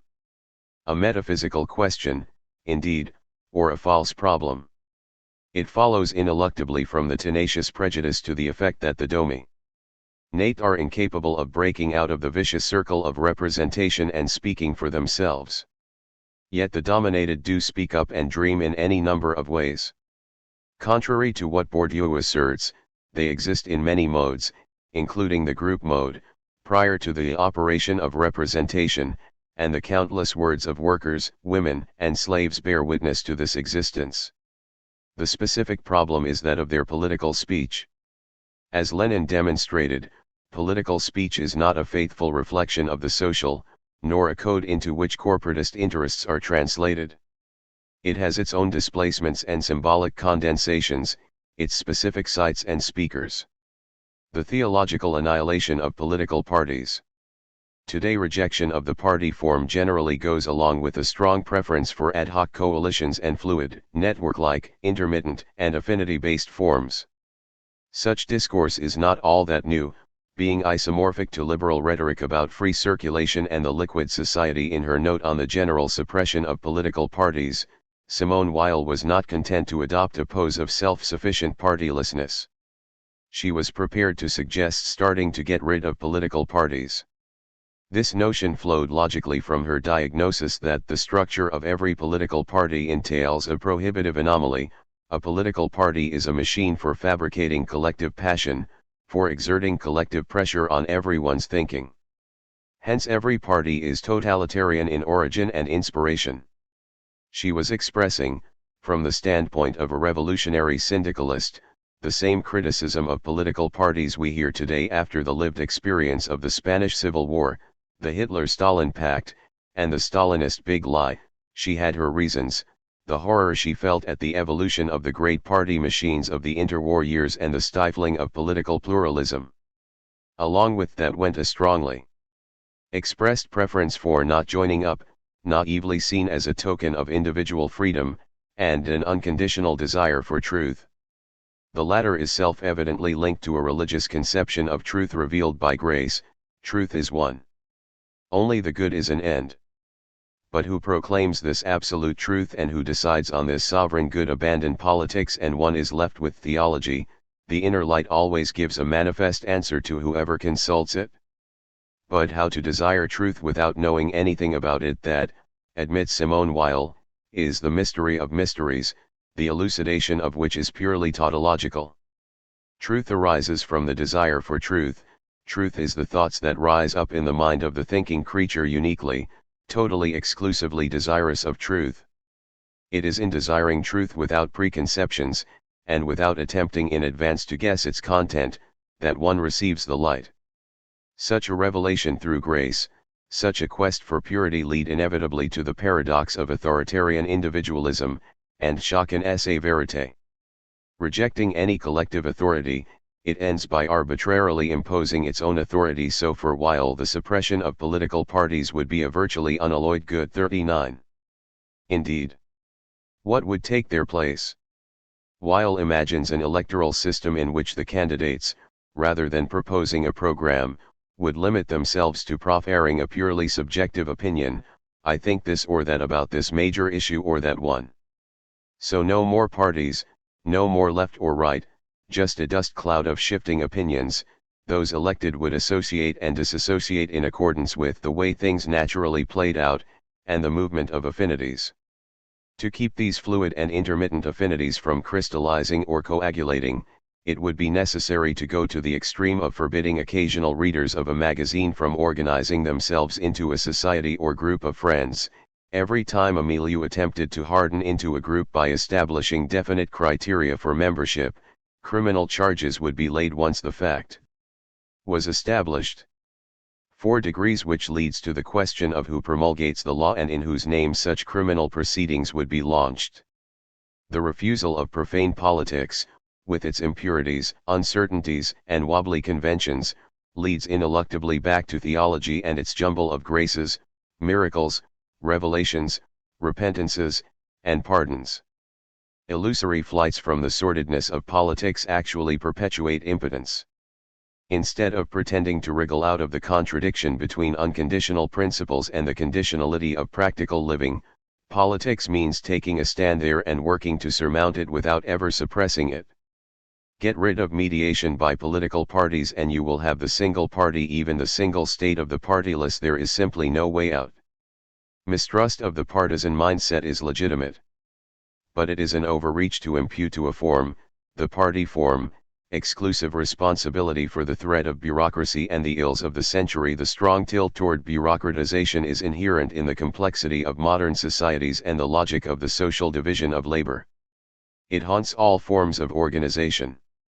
The suppression of political parties that Simone Weil calls for amounts to reverse fetishism, a flat organizational determinism that naturalizes the organization instead of historicizing it, instead of thinking through its evolutions and variations as a function of changes in social relations and the media of communication. Permanent democratic revolution. Contrary to what is widely believed, Marx was not voicing contempt for democratic freedoms when he characterized them as formal. A jurist by training, he knew well enough that forms are not vacuous and have an efficacy of their own. But he did lay emphasis on their historic limits. Political emancipation, recognition of civil rights is a great advance. It is certainly not the ultimate form of human emancipation in general, but it is the last form of human emancipation in the order of the world as we have known it to date. 41 For him the task was to replace the question of the relation between political emancipation and religion with that of the relation of political emancipation to human emancipation. of political democracy to social democracy, the task of revolutionizing democracy which became practical with the Revolution of 1848, remains to be accomplished, if criticism of parliamentary democracy as it really exists is not to slide toward authoritarian solutions and mythic communities. Rancière speaks of the democratic scandal.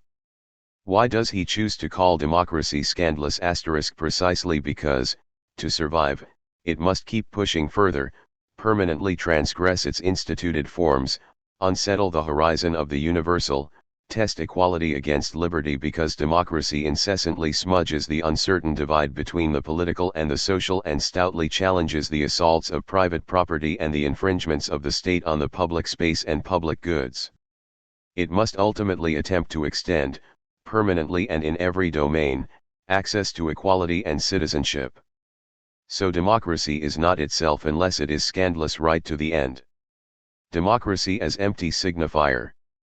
Democracy has historically unparalleled global popularity today, yet has never been more conceptually footloose or substantively hollow. Perhaps democracy's current popularity depends on the openness and even vacuity of its meaning and practice. Like Barack Obama, it is an empty signifier to which any and all can attach their dreams and hopes. Or perhaps capitalism, modern democracy's non-identical birth twin and always the more robust and wily of the two, has finally reduced democracy to a brand. A late modern twist on commodity fetishism that wholly severs a product's saleable image from its content. One, or perhaps, in the joke on Wickish history wherein the 21st century features godheads warring with an intensity that ought to have been vanquished by modernity.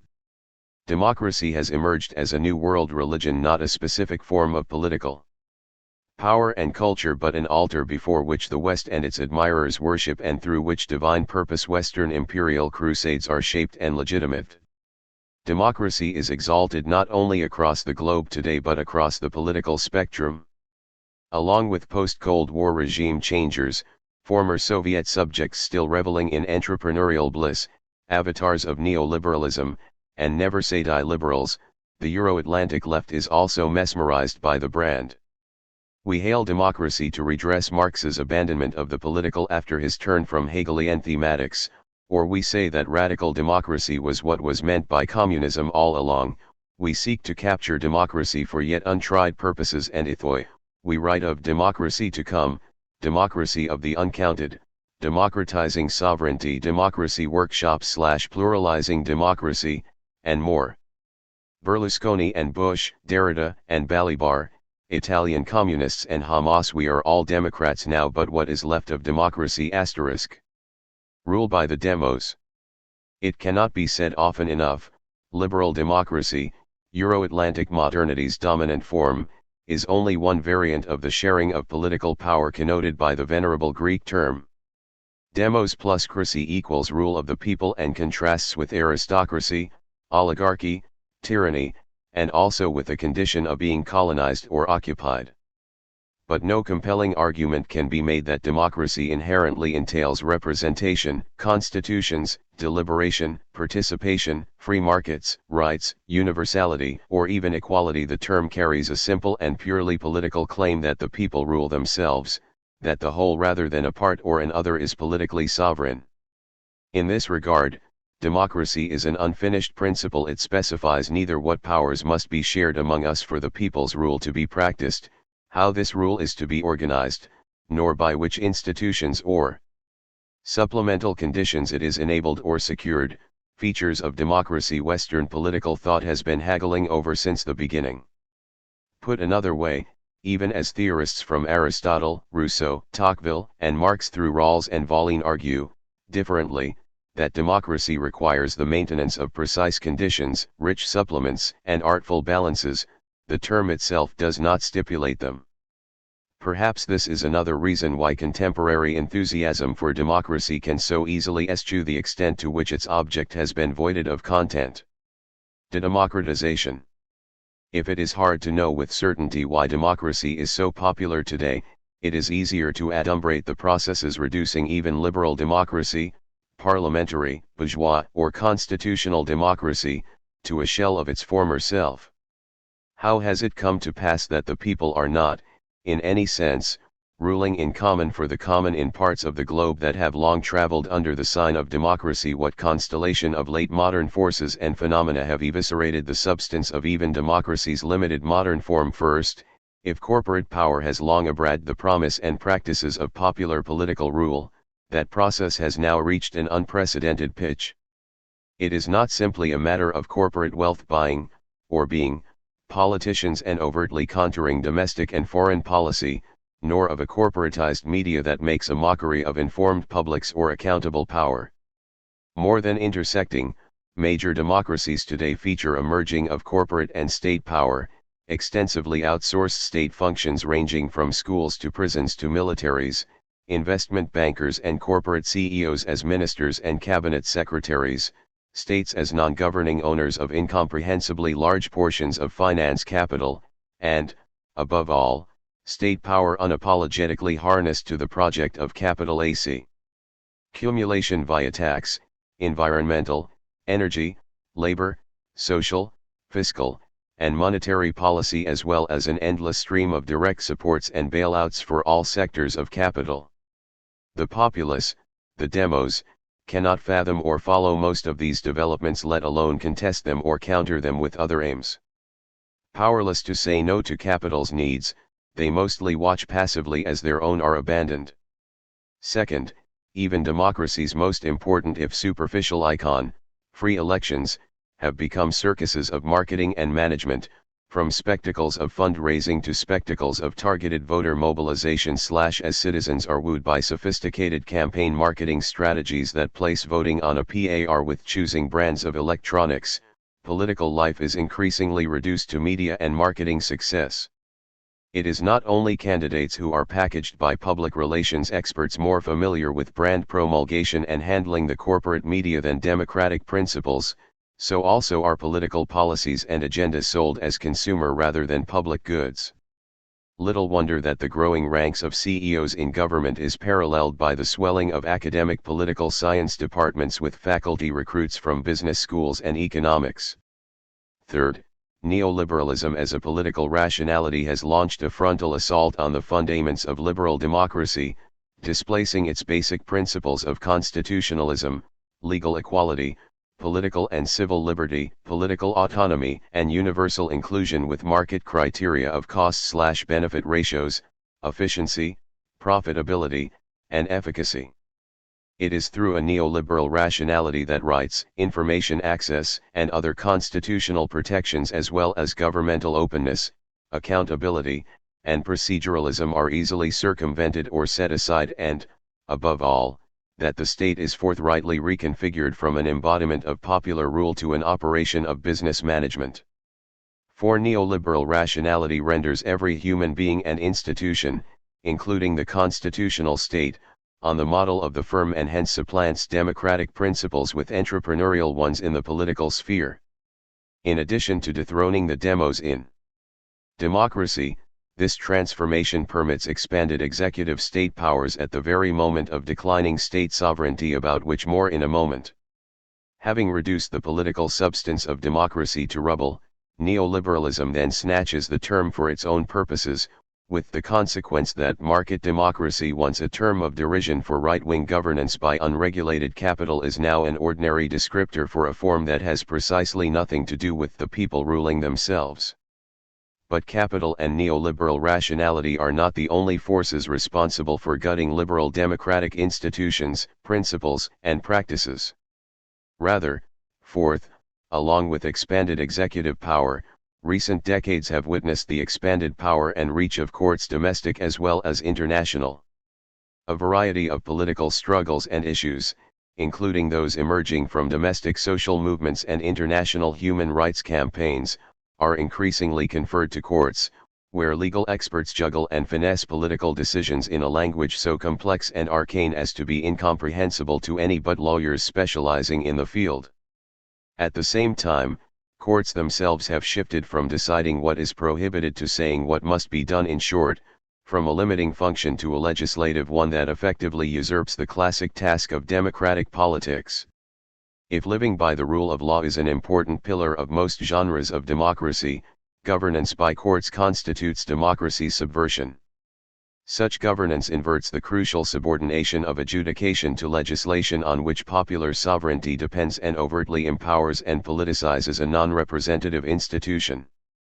Fifth, along with the domination of politics by capital, the overtaking of democratic rationality with neoliberal rationality, and the juridification of politics, globalization's erosion of nation-state sovereignty as well as the detachment of sovereign power from nation-states is also crucial to the democratization in the West today. If nation-state sovereignty was always something of a fiction in its aspiration to absolute supremacy, completeness, settled jurisdiction, monopolies of violence, and perpetuity over time, the fiction was a potent one and has suffused the internal and external relations of nation-states since its consecration by the 1648 Peace of Westphalia.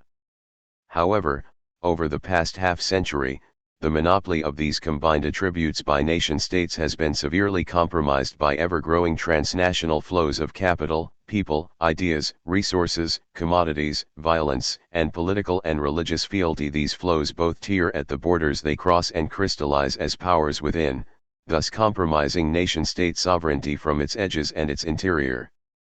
When states remain fiercely agentic amidst their eroding sovereignty, when they detach from the unique double meaning of sovereignty in democracies popular and supervenient, there are two especially important consequences. On the one hand, democracy loses a necessary political form and container and, on the other, states abandon all pretense of embodying popular sovereignty and hence carrying out the will of the people, a process already inaugurated by the neoliberal governmentalization of the state already mentioned. With regard to the first, democracy, rule by the people, is only meaningful and exercisable in a discrete and bounded entity. This is what sovereignty signals in the equation of popular sovereignty with democracy. Democracy detached from a bounded sovereign jurisdiction, whether virtual or literal, is politically meaningless.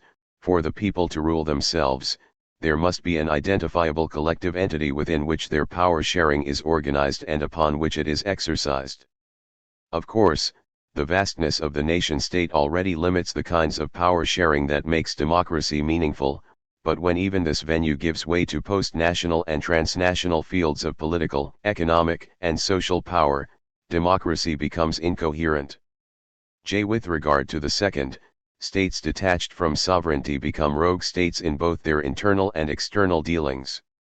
The reference point for ordinary exercises of state power is neither representation nor protection of the people, the latter being the classic liberal justification for state prerogative power. Rather, faintly echoing the raison d'etre of the old realists, contemporary states substitute for pursuit of the prestige of power a complex double role as actors within, facilitators of, and stabilizers for economic globalization.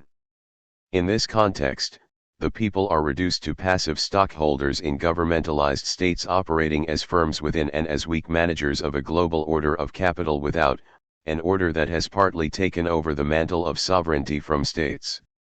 Nothing made this more glaringly apparent than state responses to the finance capital meltdown in the fall of 2008. Finally, securitization constitutes another important quarter of de-democratizing state action by Western states in a late modern and globalized world.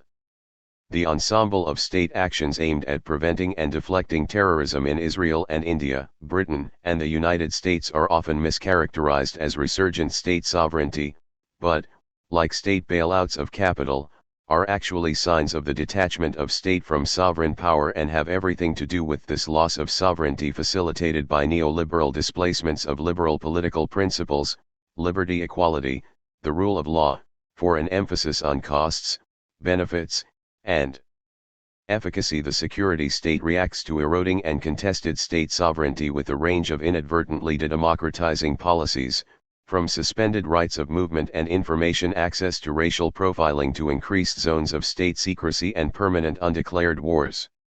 In sum, for the people to rule themselves, they must be a people and they must have access to the powers they would democratize. Globalization's erosion of nation-state sovereignty undermines the former and neoliberalism's unleashing of the power of capital as an unchecked world power eliminates the latter. But, if actually existing democracy is in a woeful state, let us consider what, if anything, remains of democracy's raison d'etre. Democratic paradoxes. As is well known, ancient Athenian democracy excluded 80 to 90% of the adult Attican population from its ranks: women, slaves, free foreign residents, and others who did not meet the strict lineage requirements for citizens. These exclusions of Western democracy in its cradle were extreme, but not the exception. Democracy as concept and practice has always been limbed by a non-democratic periphery and unincorporated substrate that at once materially sustains the democracy and against which it defines itself historically. All democracies have featured and included inside whether slaves, natives, women, the poor, particular races, ethnicities, or religions, or, today, illegals and foreign residents. And there is also always a constitutive outside defining democracies, the barbarians first so named by the ancients and iterated in other ways ever after, from communism to democracy's 3 own colonies. In our time, the figure of Islamicism comforts democrats that they are such, even and perhaps especially in the face of de-democratization in the West. Thus has an overt anti-universalism always rested at the heart of democracy, suggesting that if the imperial dream of universalizing democracy materialized, it would not take the shape of democracy. If pre-modern, republican democracy was premised on the value of ruling in common rule by the common for the common and hence centered on a principle of equality, the promise of modern democracy has always been freedom. Modern democracy has never pledged equality except in the most formal sense of representation, one person one vote, or equal treatment before the law, not a necessary entailment of democracy, rarely secured in practice, and irrelevant to substantive equality. Rather, it is Rousseau's difficult wager that we surrender ungoverned individual liberty for collective political power, and this in order to realize our individual freedom that lies at the heart of the normative supremacy claimed by democracy. Indeed, individual freedom remains democracy's strongest metonymic associate today, even while its promise of rule by the people is often forgotten. 8. Only democracy can make us free, because only in democracy do we author the powers that govern us. In modernity, freedom understood as self-legislation is presumed a universal human desire, if not, as Kant, Rousseau, and Mill had it, the quintessence of being human. Indeed, it is modernity's birth of the a priori free moral subject that establishes democracy as the only legitimate modern Western political form. This is the figure of the subject that made and continues to make democracy's legitimacy literally incontestable. At the same time, the white, masculine, and colonial face of this subject has permitted and perpetuated democracy's hierarchies, exclusions, and subordinating violences across the entirety of its modern existence. Thus does an overt and perhaps even necessary unfreedom rest at the heart of democracy, suggesting that if the imperial dream of freeing all people was to materialize, it would not take the shape of democracy. The impossibility of freedom. Modern democracy's normative presumption is self-legislation attained through shared rule of the polity. The sovereignty of the subject is linked to the sovereignty of the polity, each securing the other. But legislation of what? Rule of what? Theorization of a range of normative, formally non-political, powers combined with devastating critiques of the Kantian subject have together rendered freedom especially complex and elusive in late modernity. What powers must we govern? What must we legislate together? What forces must we bend to our will to be able to say we are even modestly self-governing or self-legislating? Answers to these questions have divided Democrats across the ages. At one end, liberals make elected representation for lawmaking the core of the matter, along with sharp limits on the transgress of individual activities and ends. At the other end, Marxists insist that the means of existence must be collectively owned and controlled as a first condition of human freedom.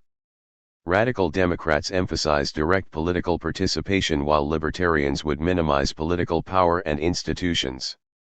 Once we surrender the conceit of the a priori moral subject for an appreciation of the panoply of social powers and discourses constructing and conducting us, it is impossible to be sanguine about the liberal formulation.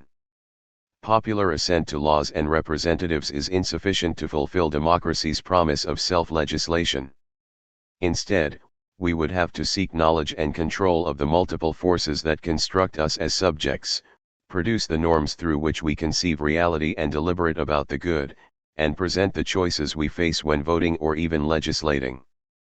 Power understood as making the world and not simply dominating it, or, better, domination understood as fabrication and not only rule or repression of the subject, requires that democrats reach deep into polyvalent orders as powers for the grounds of freedom.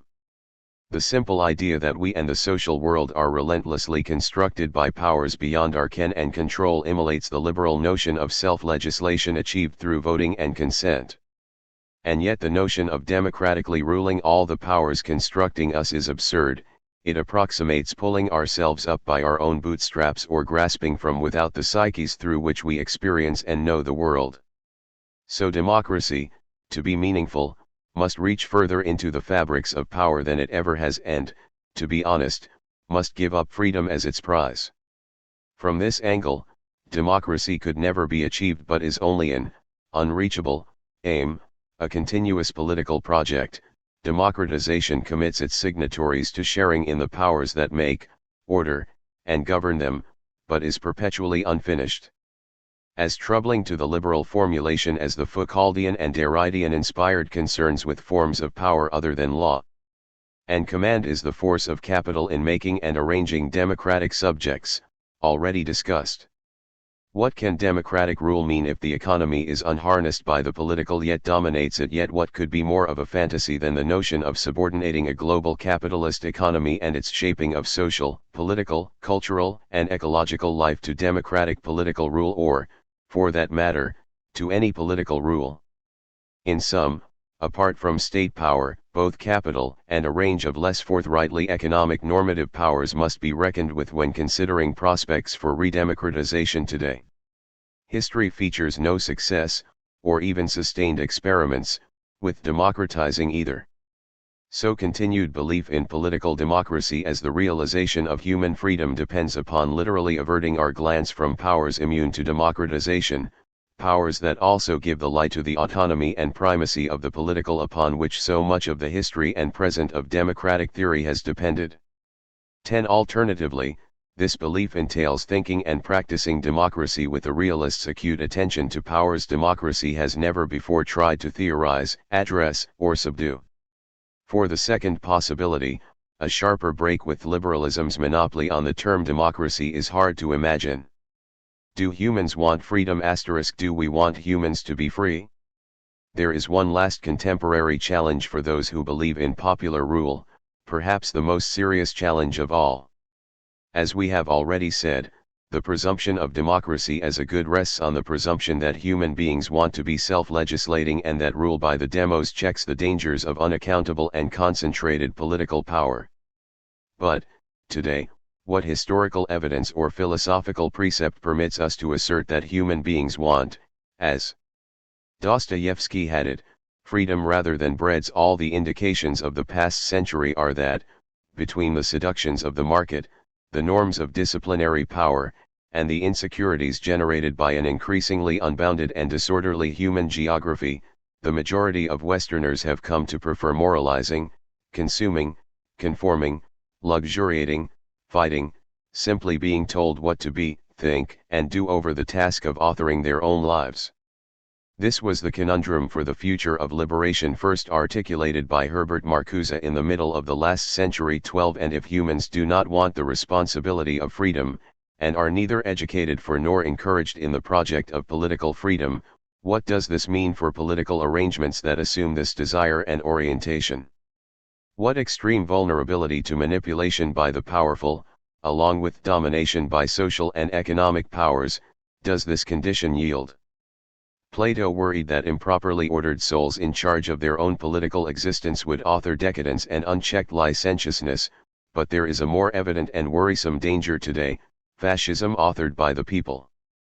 When non-democrats are housed in shells of democracies, clutched with anxiety and fear in an increasingly unhorizoned and overwhelming global landscape, and ignorant of the workings of the powers that buffet them, how can they be expected to vote for, let alone more actively pursue, their own substantive freedom or equality, let alone that of others?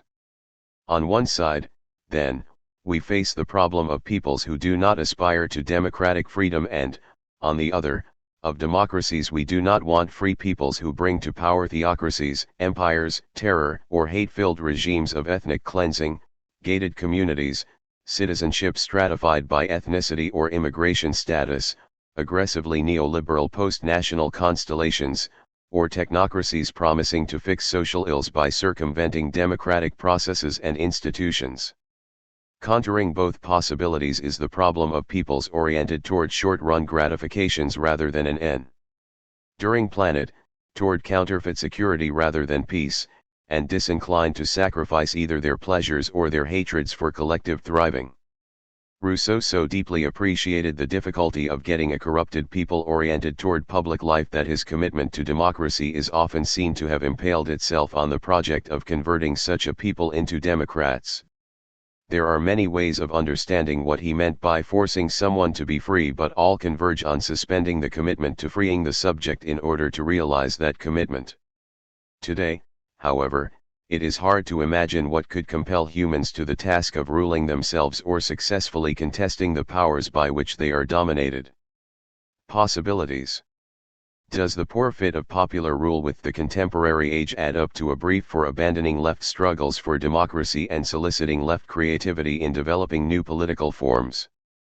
Or does it, instead, demand sober appreciation of democracy as an important ideal, always unavailable to materialization? Ought we to affirm that democracy, like freedom, equality, peace, and contentment, has never been realizable, yet served, and could still serve, as a crucial counter to an otherwise wholly dark view of collective human possibility?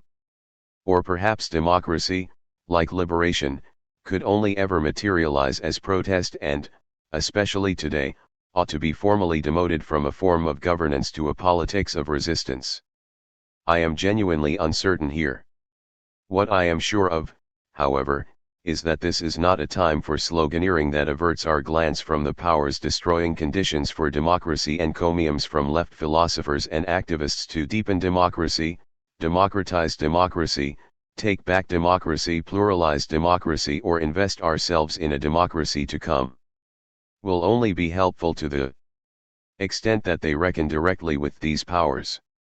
We require honest and deep deliberation about what constitutes minimal thresholds of democratic power sharing, whether and why we still believe in democracy, whether it is a viable form for the 21st century, and whether there are any non-killing alternatives that might be more effective in holding back the dark.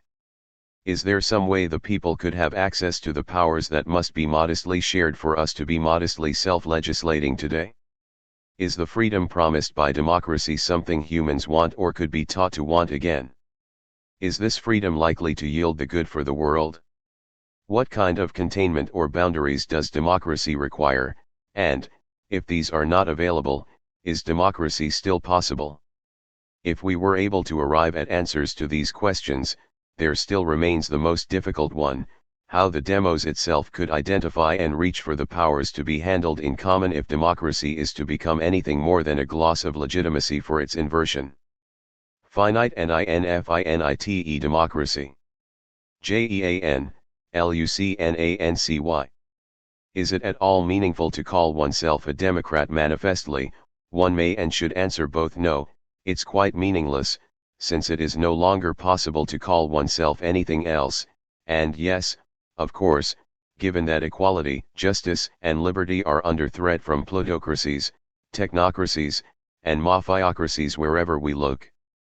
Democracy has become an exemplary case of the loss of the power to signify, representing both supreme political virtue and the only means of achieving the common good. It grew so fraught that it was no longer capable of generating any problematic or serving any heuristic purpose. All that goes on now is marginal debate about the differences between various democratic systems and sensibilities. In short, democracy means everything: politics, ethics, law, civilization, and nothing. This loss of significance we ought to be taking seriously, and we are, as the inquest the reader is holding in her hand demonstrates. The task for thought is to stop letting common sense pullulate with free-floating incoherencies the way it does now and force democratic non-significance to stand trial in the court of reason. I resort to this Kantian metaphor because I do actually think that we are under pressure similar to that which drove Kant to undertake a critical probe of exactly what it was that knowledge meant. To summarize Kant's problem drastically, the distinction between knowledge of an object for a subject and knowledge of a subject without object could simply not be ignored any longer. Today it is incumbent on us to become, over time, capable of a demarcation just as clear and consistent between two different meanings, values, and outcomes jumbled together in the non-signifying word democracy. If I may prolong the Kantian analogy, one mode of this word designates something like what he calls understanding. Democracy means the conditions under which government and organization are de facto possible in the absence of any transcendent regulating principle, assuming for present purposes that neither mankind nor le droit law, right has transcendental value.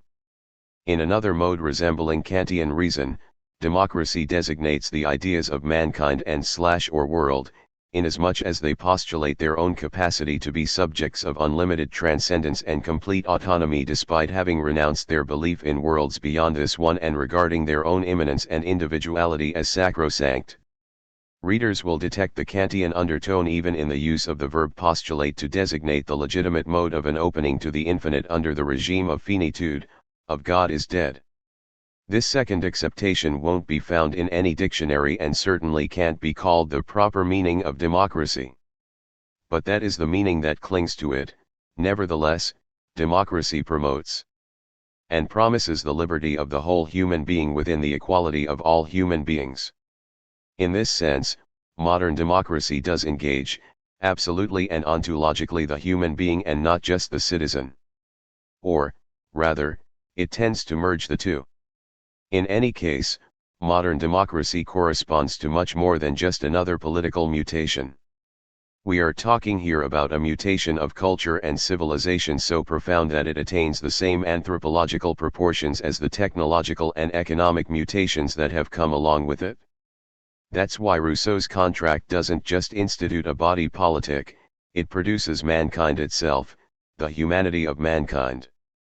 For a single word to turn into an amphibology like that, some sort of ambiguity or confusion or unclarity must have prevailed on the register where it originated and came into use.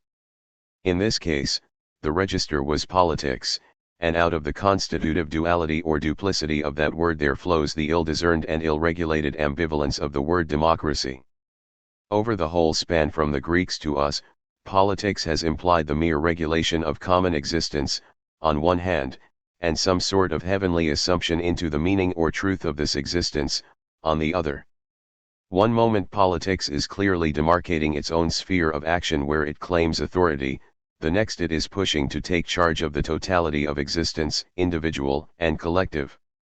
Not surprisingly, it was the moment of heavenly assumption that presided, like an astrological sign, over the great attempts at political accomplishment of the 20th century. Not surprisingly, we saw the mere administration of relations and forces surpassed and, self, sublimated into common being, iatricomte none, and whatever this moment of self-sublimation called itself, the people, the community, or even la Republique, it was an exact reflection of the thrust at the heart of politics to surpass itself, even if that means the notion of a separate sphere labeled the political five vanishes and the state is absorbed or dissolved. It is out of this thrust toward self-surpassing and self-sublimation that the ambivalence and non-significance of the word democracy follow. So there we have it, politics itself is where it all arises. For politics did arise, after all. We often lazily assume that there is and always has been politics everywhere. No doubt there has always been power everywhere. But there hasn't always been politics. Along with philosophy, it is a Greek invention, and like philosophy it is an invention arising out of the declining presence of the numinous, of agrarian cults, for example, out of the decline of theocracy. Mythos gives way to logos, the god-king recedes and the order of politics commences. Prior to anything else, democracy is theocracy's other. That makes it the other of law dispensed from on high as well. Law is something it has to invent while inventing itself. We tend, for understandable reasons, to paint Athenian democracy in rosy hues. But, if you study its history, you see that right from the outset there was an uneasiness. The feeling that it constantly needed to be reinventing itself never went away. The whole affair of Socrates and Plato, the search for a logocracy that could rectify the shortcomings of democracy, unfolds against that backdrop.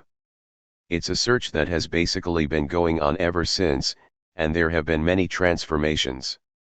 The most important was the attempt to put public law on a staunchly autonomous footing, with the emergence of the state and state sovereignty by transferring sovereignty to the people. Modern democracy forced out into the open something that the mirage of monarchical divine right, the French variant at any rate, had barely kept veiled. Anyway, the fact that sovereignty is grounded neither in logos nor in mythos from birth, democracy, Rousseau's democracy, knew itself to be without foundation. That was a blessing and a defect at the same time, an anomaly never felt more keenly than we feel it today. Our task now is to try to figure out where the blessing and the defect may respectively be leading us. We may start by observing that, right from its first iteration, democracy has always been accompanied by a civic religion. To put it another way, for as long as democracy enjoyed self-confidence, it was aware that it needed to neutralize theocracy, not by secularizing it, of course, but by inventing a functional equivalent, not a surrogate, of law dispensed from on high, a figure of donation to cast its aegis over the invention that was coming into being. Democracy required a religion that, without grounding law, would bless its political creation. So Athens and Rome had their political religions. But these seldom or never possessed all the tutelary power expected of them, and they were subject to wear. It was not a random circumstance that Socrates was condemned for impiety toward the Athenian civic religion, or that Christianity split off from both Jewish theocracy and the Roman civic religion, the latter already weakened through loss of faith in the Republic. Philosophy and Christianity are both implicated in the long decline of civic religion in antiquity. Christianity was more than just another theocracy or civic religion. The conjunction of throne and altar in Christianity was always ambivalent, an affair of association and dissociation, partition and competition. New forms of civic religion were either direct offshoots of Christianity, in America, or imitations of it, in France, but they were always bound to be more civic than religious and, in any case, as long as we are discussing words and their meanings, more political than spiritual. We focus far too little on Plato's relation to democracy, because we revere the man who may not have been the first philosopher in the strict chronological sense, but who was, in effect, the founder of philosophy. But the mismatch between our reverence for him and our democratic habitus causes us to see his hostility toward the Athenian regime, which he knew at first hand, as a simple quirk, an aristocratic mindset. Much more is at stake, however. Plato blames democracy for not being grounded in truth and therefore illegitimate from the very beginning. Suspicion toward the gods of the polis, and suspicion toward gods and myths in general, opens up the prospect of a foundation of the polis in logos, or, what amounts to the same thing, in theos in the singular. From then on, our history has two alternatives: either politics, with law, is ungrounded and should stay that way, or else it seeks to endow itself with a ground or foundation, a sufficient reason, a la Leibniz. In the first case, for lack of reason, it contents itself with motives like security, mutual interest, and protection against nature and unsociability. In the second case, the reason or reason invoked, divine right or reason of state, national or international myth, unfailingly turns the shared heavenly assumption it proclaims into domination and oppression. The fate of the notion of revolution was played out in the tension between these two alternatives.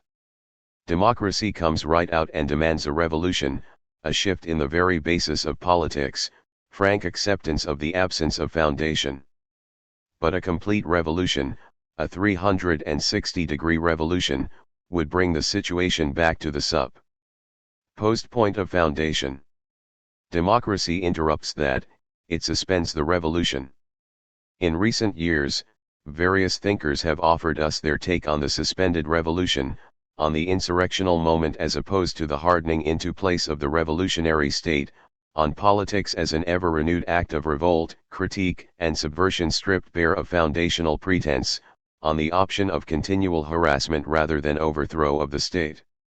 The word state means literally that which is established, guaranteed, and thus supposedly grounded in truth. These ideas have merit. They throw into relief the fact that politics is not the same thing as the heavenly assumption either of humanity or the world, since by now mankind, nature, and the universe are indissociable. They are a necessary step toward the dissipation of what will prove to have been one of modernity's grand illusions, the illusion that generates a longing for the state to disappear altogether, for a foundation acknowledged as non-existent to be replaced by a foundation in truth. And where does truth reside? In the democratic apotheosis of mankind, and the world, into a realm of equality, justice, fraternity, and freedom from power of any kind. It is necessary now to take a further step, to start thinking about how politics without foundation, politics in a state of permanent revolution, if that expression can stand, must permit spheres that are, strictly speaking, foreign to it, to expand on their own. The spheres I mean are those of truth and meaning, the ones labeled more or less correctly art, thought, love, desire, and all the other possible ways of designating rapport with the infinite or, to put it better, of infinite rapport. To think the manner in which these spheres are heterogeneous to the properly political sphere is a political necessity, but what we have got into the habit of calling democracy, tends, on the contrary, to present these spheres or orders as homogeneous. Even if it remains vague and confused, this supposed homogeneity misleads us. Before continuing, let us pause for a moment of linguistic reflection. Maybe it's because the etymological process is intrinsically meaningful, maybe it's a historical accident. The two are hard to tell apart when it comes to the formation and evolution of languages, but either way the current state of our political lexicon supplies food for thought. Democracy is a combination of two root words, the second of which, cracy, refers to force and violent imposition, unlike the root archi, which relates to power that is grounded, legitimate by some principle. The point will be clear in reviewing the distinction between two sets, the first comprising plutocracy, aristocracy, theocracy, technocracy, autocracy, even bureaucracy, or for that matter, ochlocracy, the power of the mob, and the second comprising monarchy, anarchy, hierarchy, oligarchy. A precise analysis of the history of all these terms, and a host of other interesting ones that come to mind, like nomarchy, tetrarchy, physiocracy, mediocracy, entailing proper consideration of how languages differ by epoch, social level, and register, would take us too far afield. But, broadly speaking, readers will have no trouble seeing that there is a distinction between what the termination cracy implies, which is domination by force, and what the termination archy implies, which is a principle of foundation, of ground, of groundedness. There are a few interesting corollaries. One observes that whoever coined the word theocracy was implicitly critiquing the legitimacy of direct divine sovereignty, and that aristocracy may likewise be thought to allude implicitly to a contradiction between the idea that some people are the best and the reality of power exercised arbitrarily by elites. But that's enough linguistics. The point is that the word democracy seems to contain an internal barrier to the possibility of a foundational principle. Indeed, I would go so far as to say that democracy essentially implies an element of anarchy. You might even call it principled anarchy if that adjective and noun could stand to be coupled.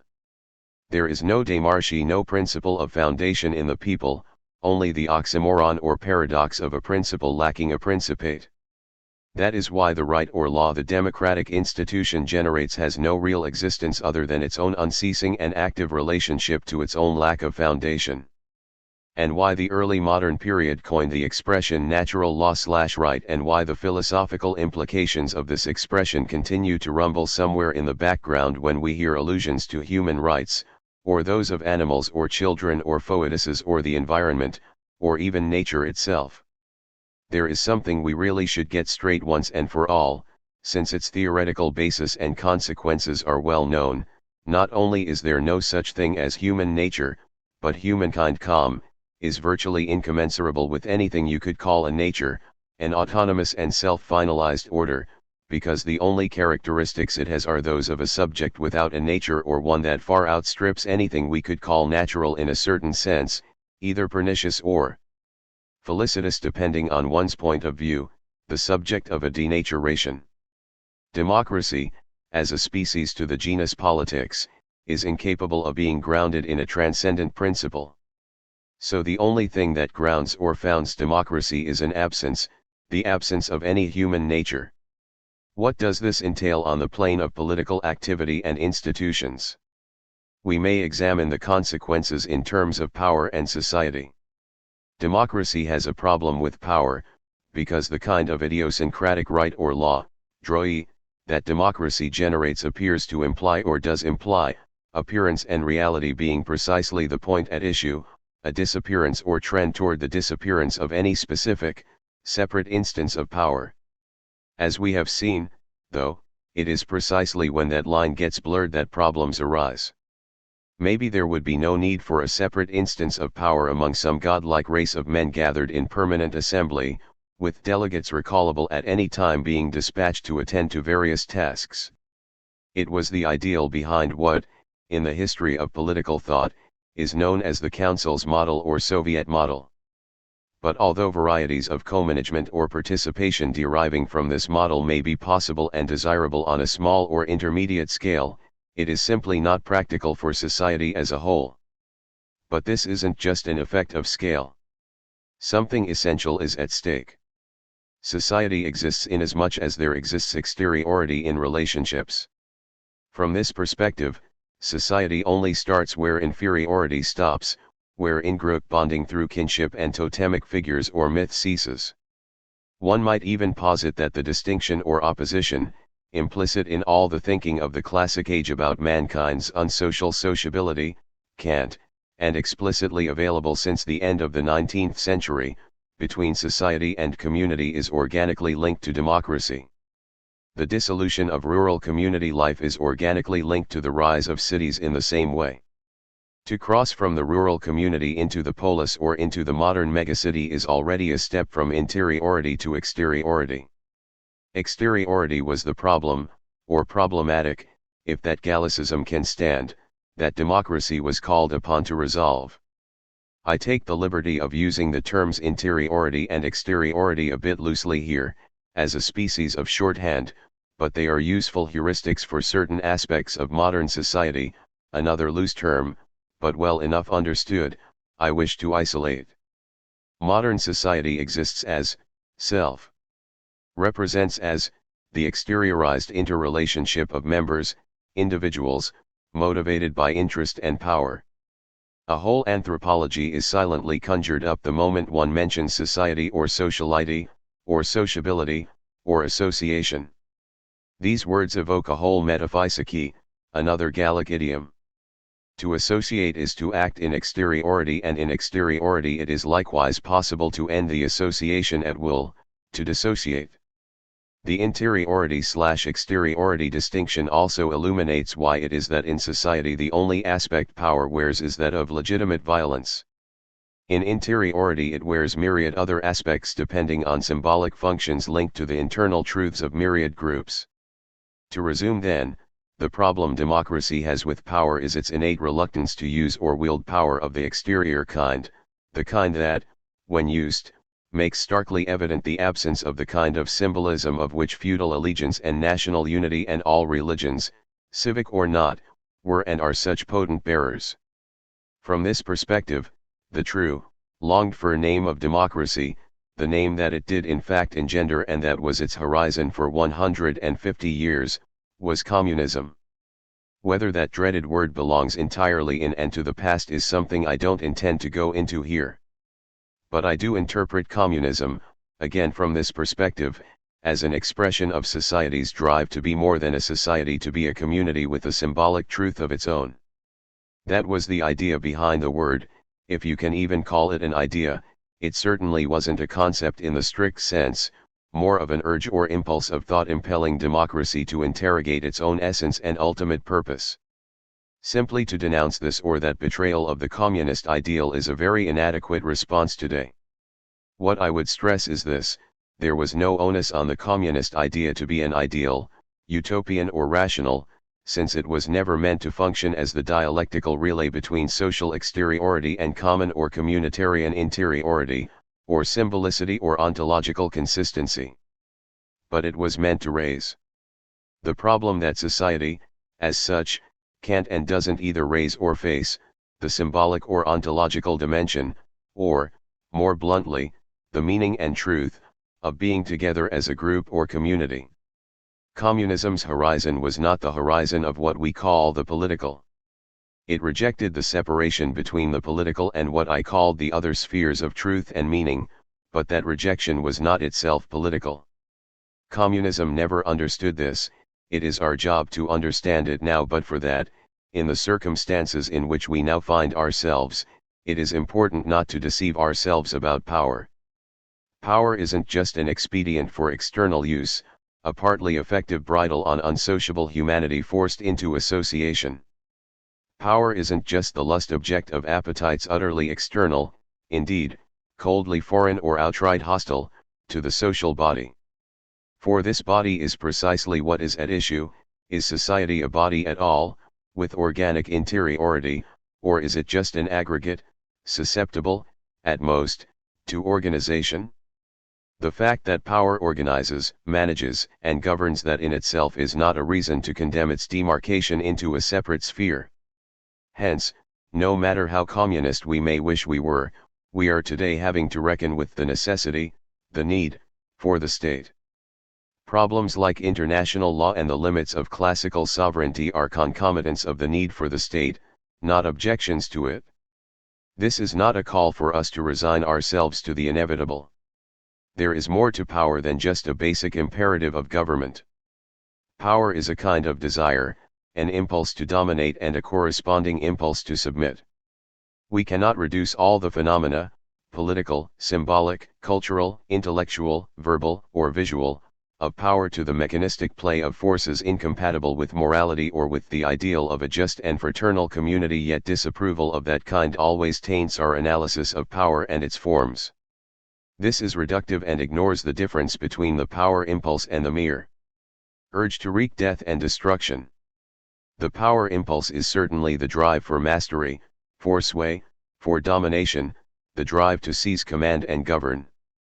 But that is only part of the spectrum or panorama.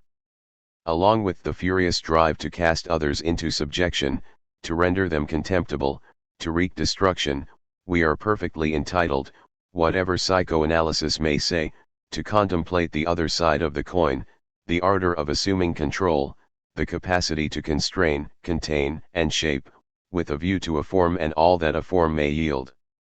It is not possible to avoid the conjunction and intermixture of these two aspects, and no use wishing for an impulse police to tell the difference between the bad dominations and the good domestications. Barbarism and civilization are in dangerous proximity to one another here, but this danger is a sign that the drive for power, for mastery and possession, is indeterminate and, so to speak, open or open-ended. It is a life drive and a death drive, the drive of a subject in expansion and an object in subjection. It is the waxing of being in desire and the waning of being in satisfaction and fulfillment. It is what Spinoza meant by conatus and Nietzsche by the will to power, and what many other philosophers have perceived and analyzed as well, never without ambivalence, given that the power drive has no predetermined goal or purpose. Of course, political power is meant to protect social life, even to the extent of challenging and altering its inherited arrangements. But that's the point. Power is in place to enable societized human beings to work out their own goals for themselves, goals over which power as such is powerless, the endless ends of meaning qu'est fin sens fin du sens, of meanings, of forms, of intensities of desire. The power drive outstrips or surpasses power, while at the same time seeking power for its own sake. The surpassing of power is the very principle of democracy, but as its truth and grandeur, indeed its majesty, not as its annihilation.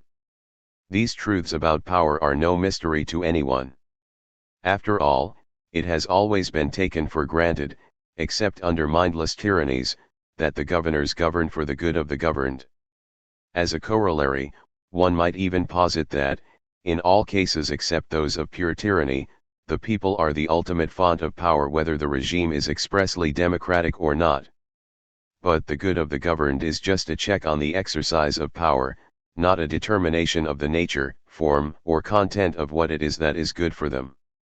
Essentially, this good is not determined, which doesn't mean indeterminate, and can only determine itself in the movement that invents or creates it, without ever dispelling interrogation disquiet, about what it may be or become.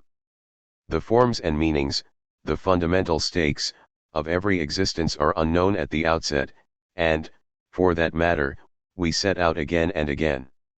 All that we can know boils down to two propositions: our existence is without any prior design, destiny, or project, and it is neither individual nor collective, since existence, the truth of being, is something that only comes about within the plurality of individuals into which dissolves any postulate of the unity of being. The good without project or unity lies in the ever-recurrent invention of forms through which meaning comes about. Meaning means, sending from some to others, circulation, exchange, or sharing of possibilities of experience, in other words, of relation to the external, relation to the possibility of an opening onto the infinite. Commonality, le commun, is the whole point here. Meaning, meanings, sensation, sentiment, sensibility, sensuality only occur, come about, are given, in commonality. More exactly, they are the very condition of commonality, mutuality of feelings, hence exteriority neither converted into or fulfilled in interiority, but tensed, set in tension, among us. To the extent that democracy entails a metaphysique, or, if one prefers, ends or goals to which it might relate, which it is unable to guarantee through religion, civic or not, democratic politics must make it plain that the play of meaning and meanings lies beyond its control. This has nothing to do with public versus private or the collectivity versus the individual. It is a question of commonality or the in common, fnomune, which is neither one nor the other and consists only in being neither. Commonality is the regime of the world, of the circulation of meanings. The sphere of the common is not unique, it comprises multiple approaches to the order of meaning, each of them itself multiple, as in the diversity of the arts, thought, desire, the affects, and so on. What Democracy 5 signifies here is the admission without any heavenly assumption of all these diversities to a community which does not unify them, but, on the contrary, deploys their multiplicity, and with it the infinite of which they constitute the numberless and unfinalizable forms.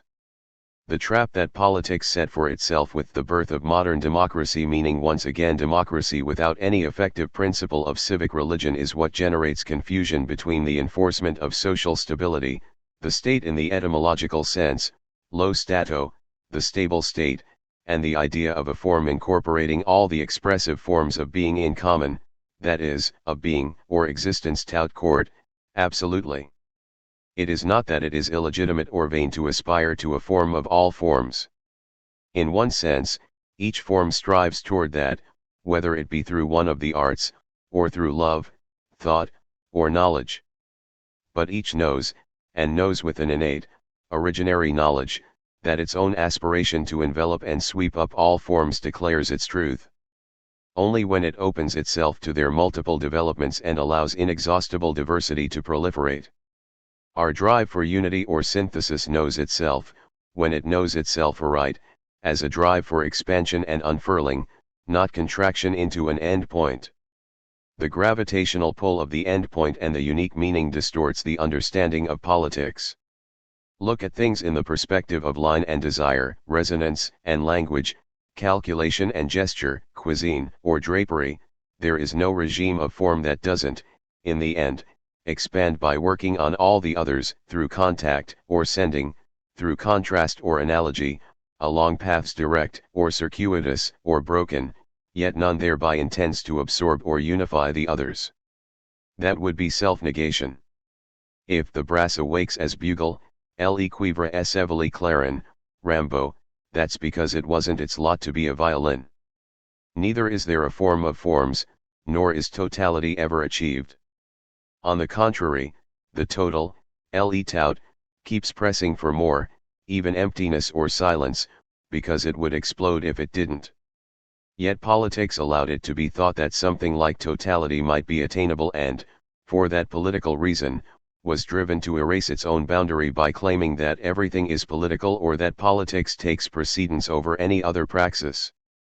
Politics must give the form of access to openness of the other forms, it is the antecedent of a condition of access, not of a foundation or determination of meaning.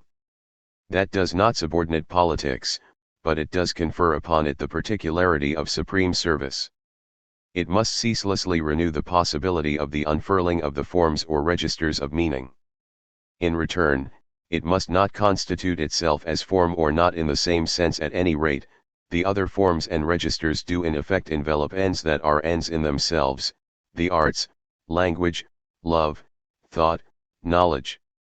But, in compensation, it allows the imposition of form on power to take place. Politics never attains ends. It leads to plateaus of transient equilibrium.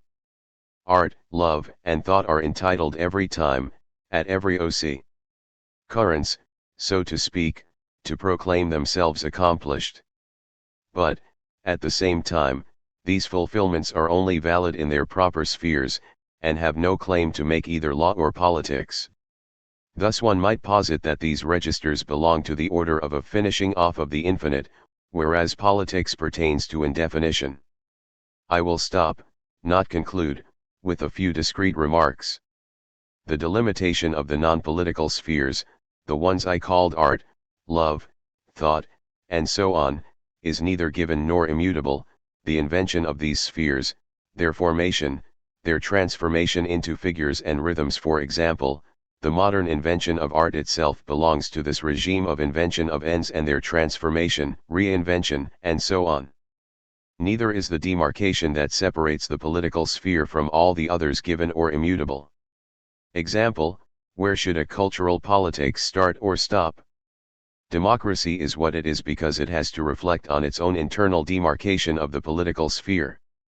What I have said might be taken to legitimate the actual state of things in our democracies as they are. Politics does indeed observe lines of partition with the spheres denominated artistic, scientific, amorous, yet never stops intervening, in 100 different ways, in each of them. But what is never stated or thought through is precisely what I am trying to force into visibility, that politics is not the locus of the heavenly assumption of ends, only the locus of access to their possibility to invent the locus, the organ. The discourse that would make it possible to think this through would be a notable political feat. Democracy is the appellation of a mutation in humanity's relation to its own ends or to itself as the being of ends, Kant. It is not the appellation of the self-management of rational humanity or of some definitive truth inscribed in the heaven of the ideas. It is the appellation, the utterly inadequate appellationaire for humanity that finds itself exposed to the absence of any given end, a heaven, a future, but not less exposed to the infinite for that. Exposed, existing. You dissent from the view that today there isn't anyone who isn't an adherent, a firm supporter, of democracy. Perhaps it's because you conceive of democracy quite differently from the way most people do. The answer is twofold. In the first place, it is indeed my position that democracy is irreducible to either a form of government or a mode of social life. Second, even granting the so-called ordinary sense of the word democracy, it is not in the least evident to me that democracy enjoys total unquestioning support.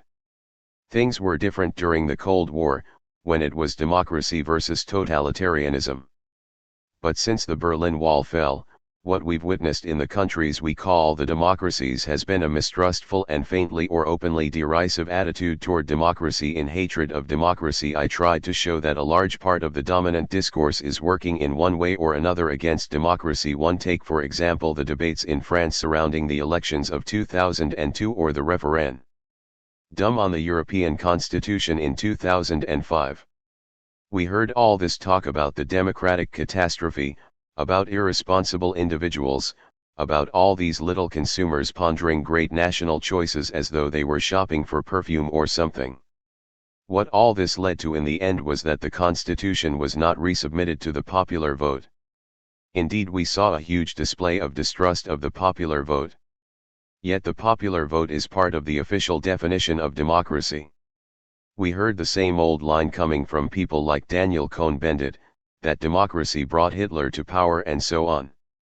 Among those regarded as intellectuals, the dominant view is that democracy is the rule of the preformatted individual consumer, it is mediocracy the rule of the media.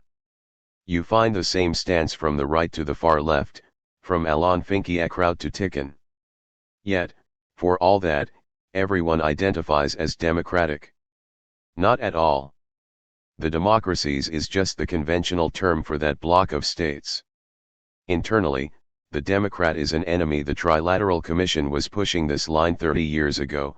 Democracy, by which they meant the uncontrolled activity of Democrats, nobody's trying to get involved in public affairs, was a threat to the democracies, meaning the wealthy countries.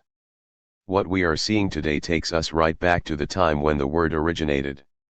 Ever since, the one thing on which all have agreed is that democracy denotes different, opposing things.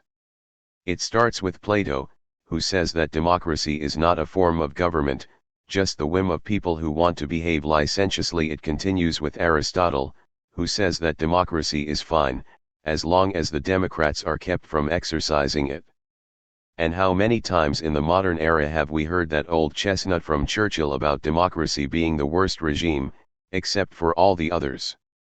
So I don't believe there is universal assent to democracy, only universal consensus that it means two different things. Your position puts me in mind of a sort of triangle, with constitutional liberties in one corner, the parliamentary system in another, and in the third Rancierian Dimmock. Racy, the locus of the power of all those with no special entitlement to exercise it. Does a word that polysemic, covering things that different, deserve to be retained, or is it not worn out? Because words do get used up, republic is an example. In 1 and 25 you could get your head chopped off for identifying as a Republican in France, but today it is meaningless. Being fought over is what makes a political notion properly political as I see it, not the fact that it has multiple meanings. The political struggle is also the struggle for the appropriation of words. There is an old philosophical dream, which analytic philosophy still keeps alive, of defining the meanings of words with such perfection as to make ambiguity and multiple meanings vanish. But I think the struggle over words is important, and that it is normal for democracy to refer to different things in context. For the average French intellectual, democracy is a shopper home from the supermarket, slumped in front of her TV. But I am just back from Korea, where there was dictatorship until 20 years ago, and where the idea of a collective power separate from the machinery of the state is meaningful enough to make the people take to the street and occupy it in spectacular fashion. I quite accept that the word is somewhat the worse for wear in the West, where it was invented, but if you think about everything that is going on in Asia, the word still bears meaning. If there is a better word we can replace it with, fine. Egalitarianism isn't exactly the same thing. Democracy, that's the equality already there at the core of inequality. What word hasn't been torn and frayed by use? Then there's another serious problem. You have to know what you're doing before you decide to drop a word, what forces you might be activating or deactivating. I wonder whether, for you, democracy, being neither a form of government nor a form of society, isn't an unattainable ideal, or rather a critical tool, a polemical battering ram. No, it's not an ideal, because I always follow the principle of Giorgio that equality is a presupposition, not a goal to be attained. What I am trying to convey is that democracy, in the sense of the power of the people, the power of those who have no special entitlement to exercise power, is the very basis of what makes politics thinkable. If one power is allotted to the wisest or the strongest or the richest, then it is no longer politics we are talking about. It's the argument of Rousseau: the power of the strongest need not present itself as a right. If the strongest is the strongest, he imposes his will, and that's all there is to it. No need for further legitimation.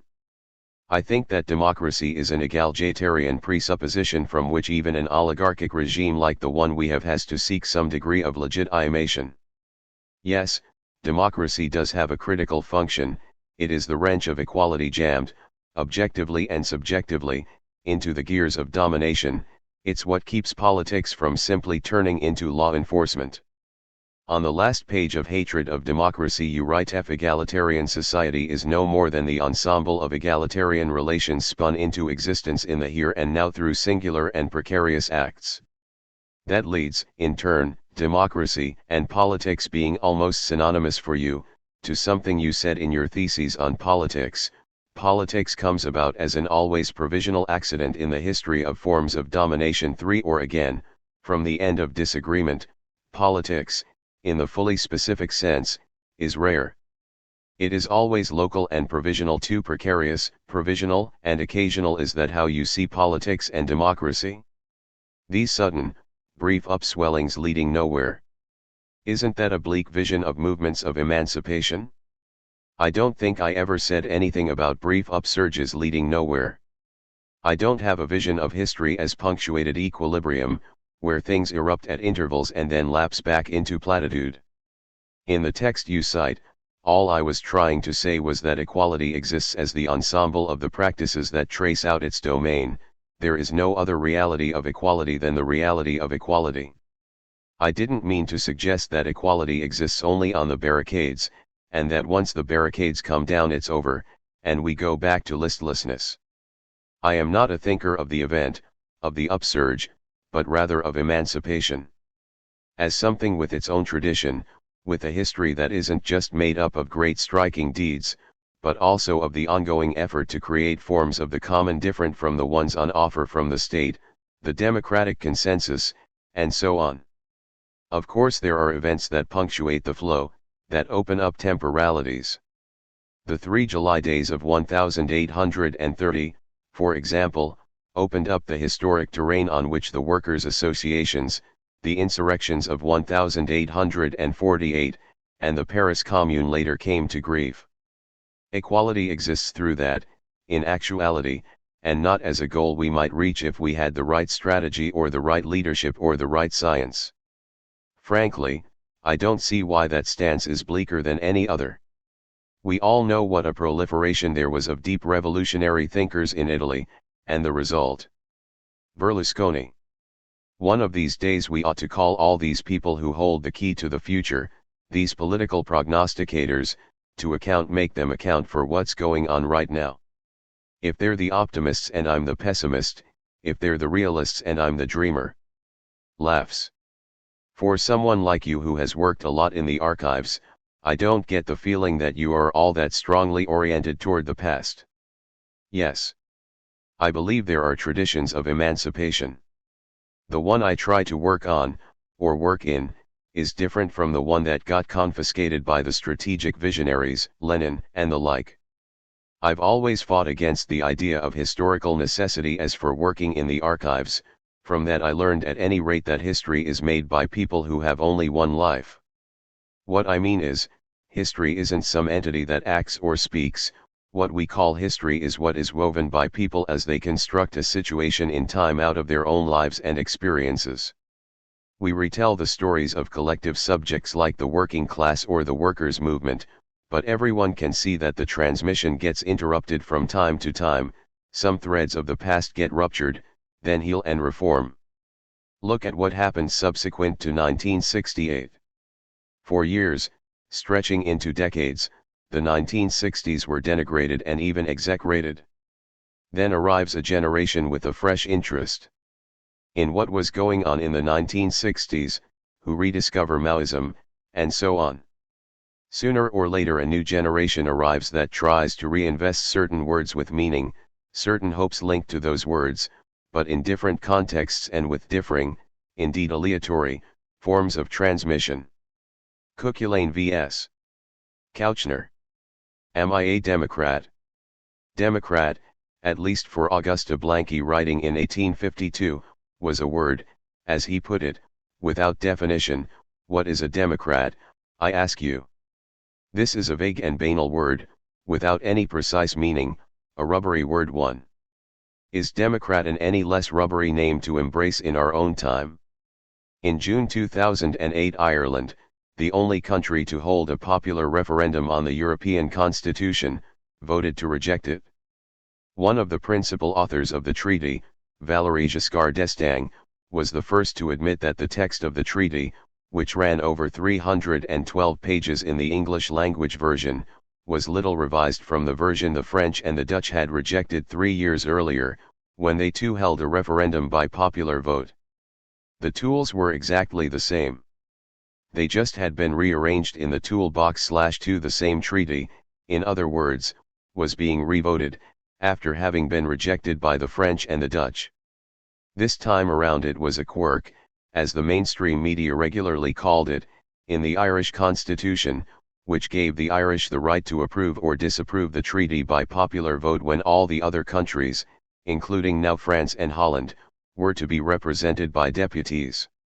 A mounting mood of suspicion toward the Irish vote was palpable in the European press, which viewed the quirk as a potential occasion for irrational and destructive behavior on the part of the public. The Irish, after all, like the Third World, might lack the political sophistication to make the right choice. They might not be ready for democracy. The suspicion boiled over in the days immediately preceding the election, when French Foreign Minister Bernard Kouchner took it upon himself to make clear to the Irish that they were, in effect, obliged to vote yes out of gratitude to a Europe that had dragged them out of the bogs.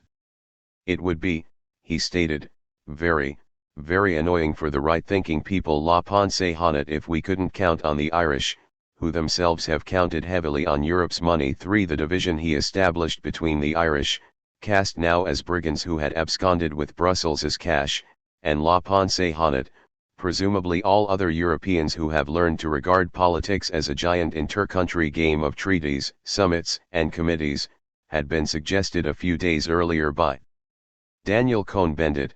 The Irish have gotten everything from Europe, and they aren't conscious of it. 4. The language of a new and technocratic Europe barely masked the repetition of colonialist tropes of older empires. The Irish figured as the latest rendition of the uneducated and unteachable people, whose appropriate response could only be gratitude to its leaders. But there was a new twist. Irish support for the Constitution was viewed as an obligation of repayment. An investment, it seems, had been made, and the EU wanted a return on the investment. As President Sarkozy reportedly told his aides, the Irish are bloody fools. They have been stuffing their faces at European expense for years, and now they dump us in the shit. 5. The referendum was supposed to be nothing more than an exercise in rubber stamping the experts' text. But the Irish decided to treat the vote as a real vote. In their decision to reject the treaty and their refusal to align themselves with the powerful nations, some heard an echo of Badiou. The Irish were constituting themselves not only as a minority but as a different kind of minority, those whose recent history had been a colonial one. Others, after the election, expressed what they took to be a general explanation for the treaty's defeat: the reluctance of voters to approve something they had been told in advance they were incapable of understanding and should leave to their betters to administer. As one no voter put it, the reason that the treaty went down to defeat is that we Irish voters found it to be an impenetrable reed and an impossible thing to get our collective heads around. The treaty was purposefully drafted to defy our understanding. 6. It was purposefully drafted, in other words, to communicate to voters through its very form that it was best to leave such complex matters of governance up to the experts, the technocracy. EU officials were quick to blame populism for the defeat. The Irish, they insisted, must be made to revote, presumably until the correct result could be reached. Valéry Giscard d'Estaing and Nicolas Sarkozy immediately called for a new vote. Giscard went on the airways. Giscard: the Irish must be allowed to express themselves again. Nicolas Demorand, the radio interviewer: don't you find it deeply shocking to make people who have already expressed themselves take the vote over Giscard? We spend out time revoting. If we didn't, the President of the Republic would be elected for all eternity. 7. Sometimes there is all the time in the world to vote again. After all, the Lisbon Treaty was itself a revote, after the French and Dutch had defeated it. Other times, as in the contested Bush/Gore US election in 2000, there is no time to revote or even to recount existing votes. In the impoverished rural area in the Hudson Valley where I live, we indeed pass our time revoting. Our county ranks near the bottom, which is to say with counties in Mississippi and Alabama in the mediocrity of its school system, a mediocrity measured in terms of the ratio of money spent per student and uniform test results. Our county spends the highest amount of money for the worst results. But on the rare occasions when voters manage to vote no on yet another inflated school budget proposal in an attempt to hold bureaucrats and administrators accountable, the same exact proposal, accompanied by a renewed chorus of warnings against abandoning our kids, is put up for a vote month after month until it succeeds. Revoting, then, in today's actually existing representative democracies is nothing unusual. No, apparently, doesn't really mean no. What was striking about the aftermath of the Irish vote was not only that a treaty pronounced dead by popular vote was still very much alive, but that through exercising their democratic right to vote, by taking the election seriously, the Irish, in the view of the EU oligarchy, had struck a blow not against the powers of the Parliament, but against democracy itself. Here is Hans-Gert Pöttering, President of the European Parliament. It is of course a great disappointment, for all those who wanted to achieve greater democracy, greater political effectiveness and greater clarity and transparency in decision-making in the EU, that the majority of the Irish could not be convinced of the need for these reforms of the EU. The proof, it seems, was in the numbers. 500 million Europeans had been taken hostage by 862,415 Irish, less than 0.2% of the European population. The leaders of the large nations, France and Germany, reacted. Axel Schäfer, SPD leader in the German Bundestag. We cannot allow the huge majority of Europe to be duped by a minority of a minority of a minority. 5 feet 9 inches. Wolfgang Schäuble, German Interior Minister. A few million Irish cannot decide on behalf of 495 million Europeans. 10. Jean Daniel, a country of 4 or 5 million inhabitants can't hold countries made up of 490 million citizens hostage. 11. Now, presumably among the 500 million Europeans held hostage by Irish banditry could be counted the French and Dutch, who had themselves voted no on the constitution earlier. But we won't quibble over numbers. What is more interesting is to see the reappearance of a discursive figure, a familiar character, that made its debut during the most recent historic moment of high panic among the elites, the 1960s, and has been strategically conjured up at subsequent crisis moments, the silent majority. When the silent majority appears, the world has been divided into two according to a quantitative logic whereby forces are presented in both numerical and moral terms, the law that a silent, reproachful, and now purportedly oppressed majority must defend against a stigmatized and vocal minority. A civic and majoritarian Europe hijacked by a subversive and destructive minority. The silent majority appears when the largest number is spoken for rather than speaks, and when the voice of the minority is increasingly voided of authority and rendered illegitimate. Frederick Bas has traced the invention of the term the silent majority back to the moment it originated in the mouths of Richard Nixon and Spiro Agnew as they attempted to counteract the noisy opposition to the Vietnam War out in the streets. In France, the first use of the term, in the context of the passage of the High Anticasseurs in 1970, was, as Bass points out, inscribed in the framework of a general reflection on democracy. In our democracy, it is the duty of each citizen to prevent minorities from imposing their law on the silent majority of the country. If that majority acts like sheep, it will awaken to the reign of the colonels or that of majority agitators who, without taking account of existing laws, will impose their own. But it was none other than Valéry Giscard d'Estaing who Bass credits with introducing, in latent form, the figure in the midst of the May-June insurrections, on May 19, 1968, back when he was a deputy from Puy-de-Dôme. In the grave national circumstances our country is undergoing, I want merely to express the point of view that I know to be that of the greatest number of students, workers, but also of French men and women everywhere. This majority wishes that order be restored and liberties be protected. Up until now, the greatest number of French people, who love order, liberty, and progress, and who accept neither arbitrariness nor anarchy, have remained silent. If necessary, they must be ready to express themselves.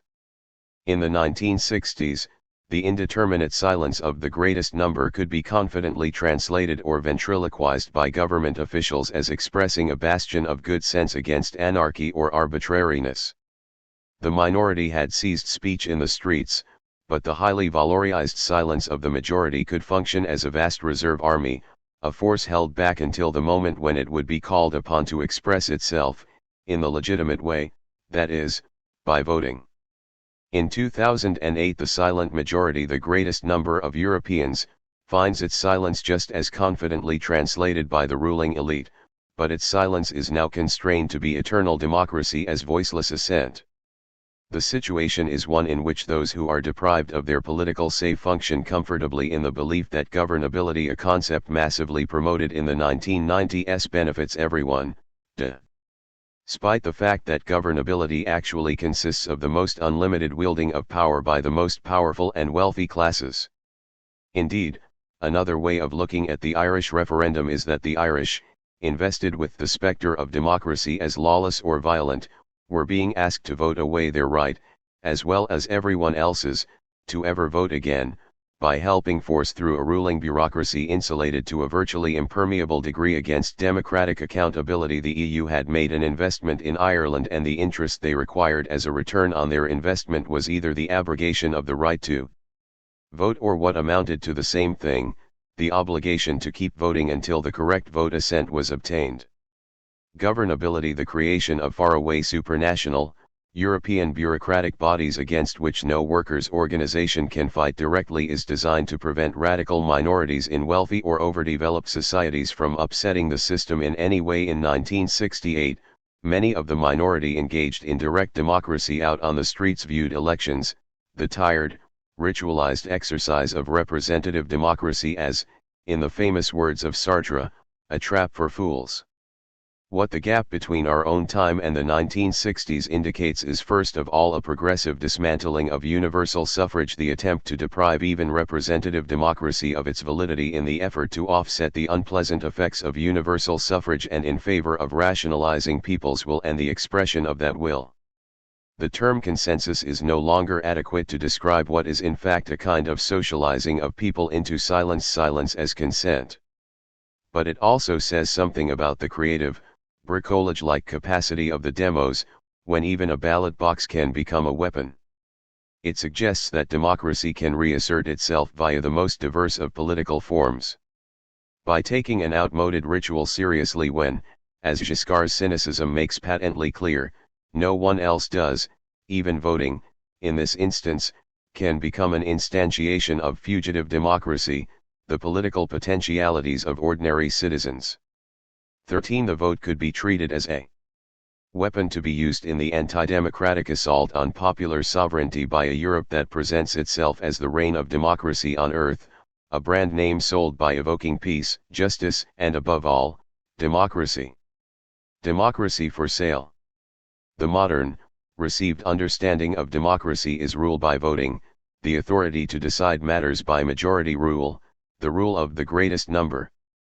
But another understanding of the term, familiar to readers of Jacques Rancière's Le Maître Ignorant, conveys a sense of power that is neither quantitative nor concerned with control. It is rather one of potentiality or enablement, the capacity of ordinary people to discover modes of action for realizing common concerns. Rancière's encounter with Joseph Jacoto, and his continuing reworking of that encounter, have helped make available what was in fact the original, more expansive and suggestive, meaning of the word democracy, namely, the capacity to do things. Democracy is not a form of government. And it is not concerned with number, neither with a tyrannical majority nor a minority of agitators.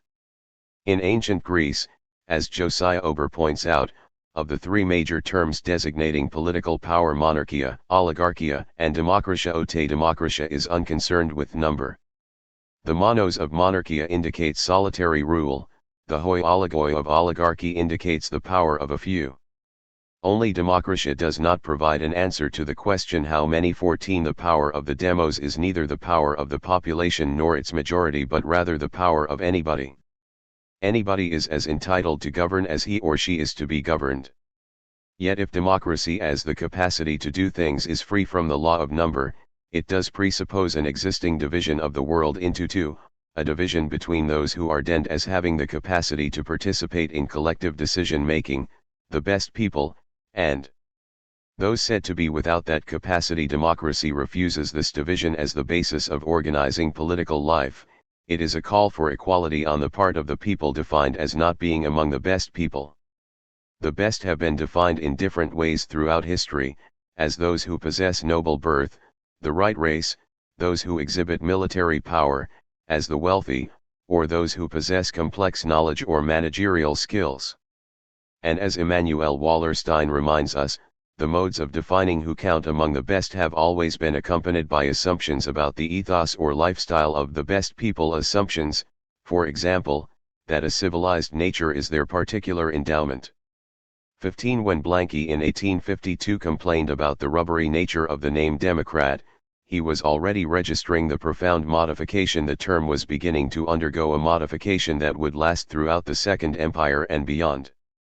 Up until then the word had largely retained its revolutionary 1789 heritage. Democrat was the label, for example, of many far-left organizations in the 1830s and 1840s.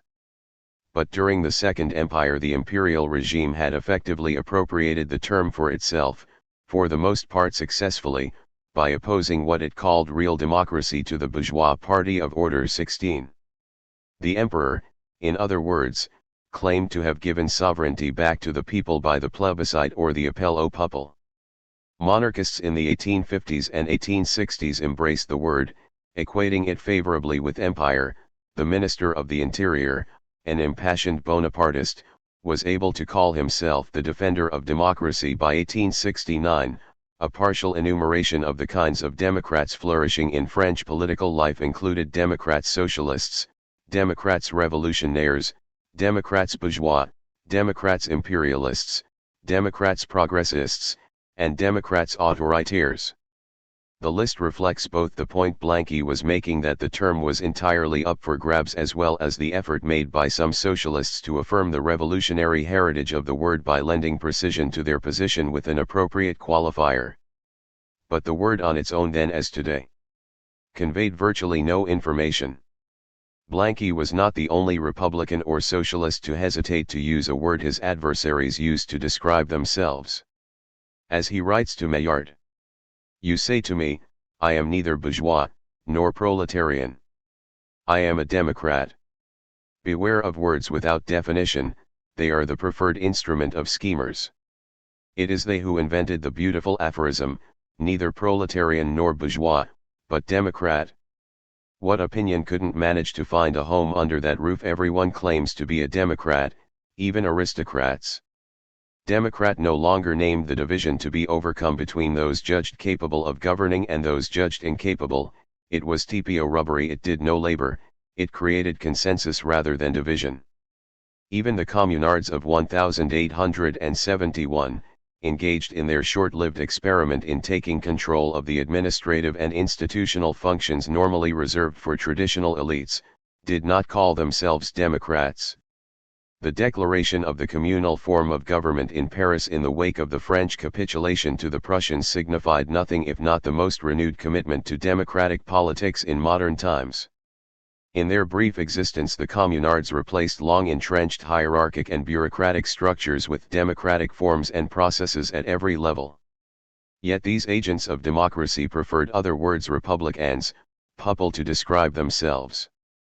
But I think it is significant that they did not entirely abandon the word democratic. Even though it had been derailed from its true meaning and had fallen into the hands of the enemy, it still retained the heritage of 1789.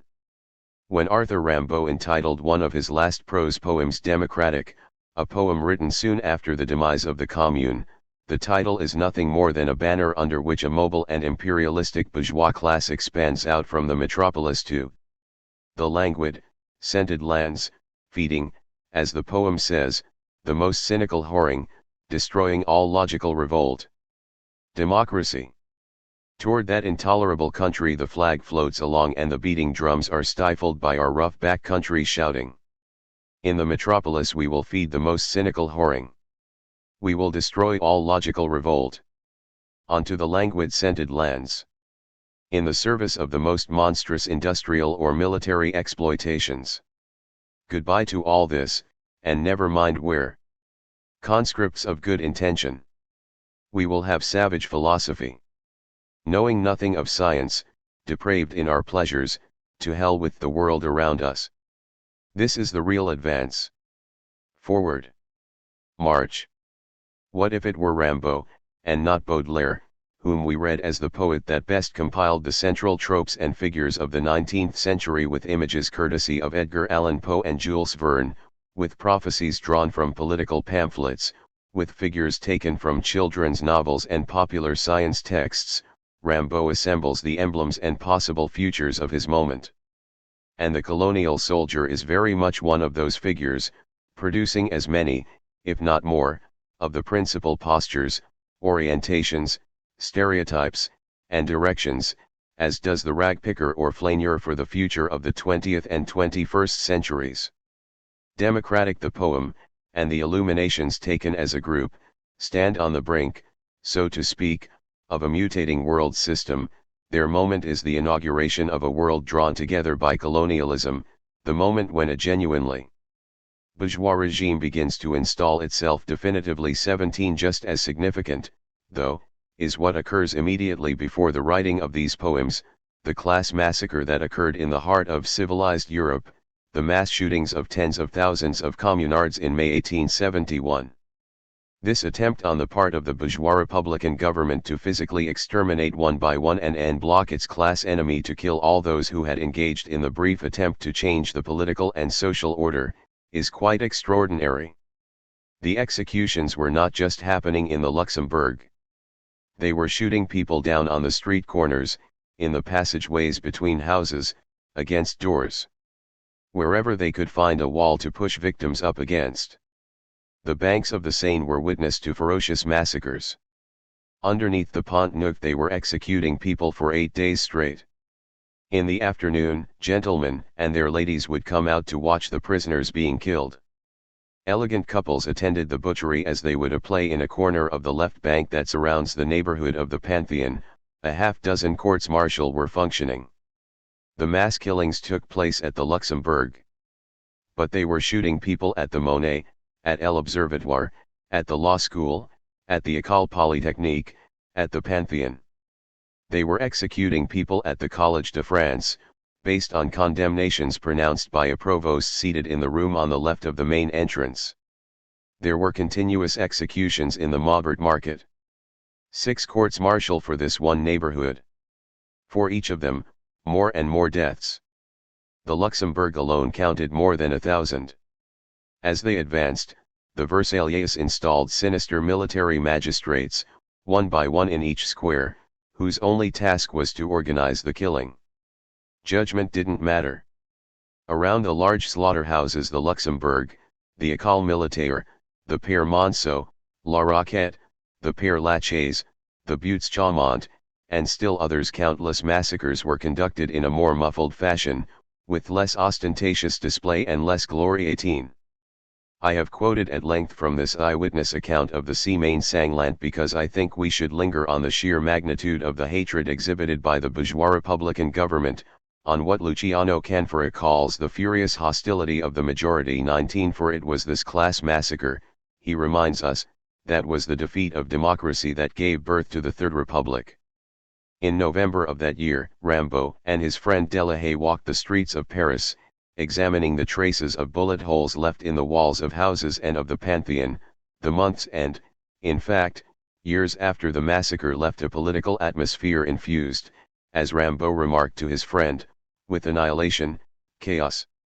All the possible and even probable reactions. 20 The illuminations open onto the movement of late 19th century expansionism and the wholesale creation of a consciousness conducive to reproducing a colonialist expeditionary class. This entailed In certain of his more futuristic poems, Rimbaud foresees that movement culminating in a bland and homogeneous universe, a little world, pale and flat as he puts it in one poem, or in the same bourgeois magic wherever your baggage sets you down. In others, I'm thinking here of Metropolitan, Barber, and Soir Historique, he shows us some of the ways the bourgeois imagination intoxicates itself with apocalyptic images of its own death. In this second cluster of poems, Rimbaud presents the cancelled future of a now vanished imperial destiny, a panoramic vision where crystalline and fantastic cityscapes rejoin ancient prefigurations of the end of the world in geological cataclysms of exploding ice and snow, intertwining bridges and highways lie-flanked by barbarian tribes, a recurring planetary conflagration, at once polar and fiery, chaotic yet eerily still. How can the future be imagined after the demise of the Commune? Having lived the eruption, evolution, and liquidation of that unusual experiment in democracy, faced now with the swamp/5 as he called it, of the French middle classes consolidating the colonial impetus that would propel them through the next several decades, Rimbaud chooses to prefigure both the triumph and the death of that class in a series of futuristic and fantastic prose poems. The triumph of that class in a progressive homogenization of the planet, its death in an exploded earth. Rimbaud's democratic, then, marks the precise moment when the term democracy is no longer being used to express the demands of the people in a national class struggle, but is rather being used to justify the colonial policies of the civilized lands in a struggle on an international scale between the West and the rest, the civilized and the non-civilized. Rimbaud recounts that saga in the Mauvaise Sang section of Un Saison en Enfer and provides an additional class portrait of the civilizing missionaries in a poem called Movement. These are the conquerors of the world, seeking their personal chemical fortune. Sport and comfort accompany them. They bring education for races, for classes, for animals within this vessel, rest and vertigo in diluvian light, in terrible evenings of study. The resonance of democracy registered by Rimbaud was definitively changed, not merely diluted but filled with an alien content, as the very groups who feared it at the beginning of the century begin to embrace it at the century's end. As in Rimbaud's poem, democracy becomes a banner, a slogan, a proof of being civilized as well as the vital spiritual supplement, the ideal fig leaf, to the civilized and civilizing West. The state, in the name of representative democracy, inaugurates a history of class massacre, within Europe in the form of the Commune and beyond, in the colonial domains, a violence whose echoes can be heard in the language of threat and contempt directed at the Irish at the time of the 2008 vote. The West, as democratic, can become the world's moral leader, since its hegemony is the basis of progress throughout the world. From these conquerors of the world to Woodrow Wilson's making the world safe for democracy and on to Harry Truman's recoding of democracy into the language and project of development economics requires no leap at all. 21 But before we leave Rimbaud's prefiguration of world history, we must consider, in the context of democracy and movement, a poem that may have much to say to our own historical moment, the poem structured as one long advertising spiel entitled Sale. In an atmosphere made up of equally modern and magical installations, the poem presents the revolutionary cry and the advertising slogan as indistinguishable from each other in a generalized onslaught of consumer goods and services, for sale priceless bodies, beyond race or world or sex or lineage. Both sale and democracy relate changes in consciousness to the relative penetration of market relationships into everyday life, whether these be in the Outremer colonies or in the heart of the European metropolis. A sonnet written around this time, entitled Paris, consists entirely of advertising pitches lifted off of Parisian storefronts. What might be called the prophetic or extraordinarily contemporary feel of these poems read together, they amount to the title of this chapter. Democracy for sale has something to do with the way the 20th century solidified the equation between democracy, in its inverted form, and consumption begun in Rimbaud's time.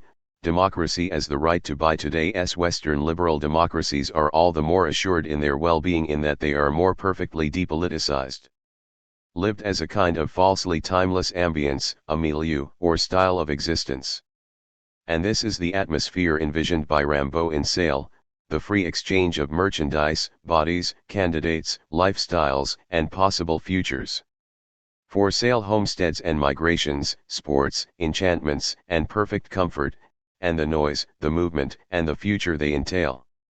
Today, democracy is the slogan of almost all of the leaders on the planet, arid the rest, sooner or later, will be brought forcibly into the fold. What separates our own time from the extraordinary moment of Rimbaud is something called the Cold War and its ending. In terms of the development of democracy, it is difficult to overestimate the enormous gain Western governments managed to consolidate when they successfully advanced democracy as the opposing counterweight to communism. They had actually gained control of the entire word for themselves, leaving nary a trace of its former emancipatory resonance. Indeed, democracy had become a class ideology justifying systems that allowed a very small number of people to govern and to govern without the people, so to speak, systems that seemed to exclude any other possibility than the infinite reproduction of their own functioning. To be able to call an unchecked and deregulated free market economy, a ruthless, no-holds-barred opposition to communism, a right to intervene, militarily and otherwise, in countless sovereign nations and their internal affairs, to succeed in calling all this democracy was an incredible feat.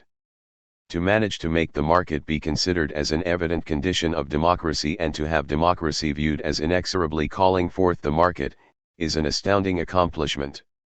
It was considerably helped along, in France, at least, in the reaction against the 68 years, as the French Revolution, under the profoundly anti-democratic tutelage of François Furet, was submitted to a patient labor of inconsideration, denigrated in comparison to the acceptable revolution of 1776 and ultimately affiliated to Stalinism and the crimes of Pol Pot. And, with the end of actually existing socialism, we at last, it seemed, finished definitively with moments of rupture or conflict, and society could be from now on the place for uninterrupted democratic deliberation, dialogue, debate, and a perpetual regulation of social relations.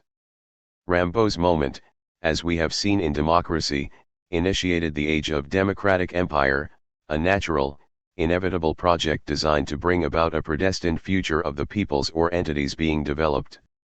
But democracy is just as much at work, as we saw in Sale, on the home front, where the main system of rule in a society is the economy, a vast historic force beyond human power, and where a silent consensus informs us that the equilibrium produced by the economy defines the best of all possible worlds. Is this a permanent contamination of the language of politics? Can I call myself a Democrat? It's certainly not enough to criticize, in an incrementalist way, the failed or insufficient democracy of this or that law, party, or state.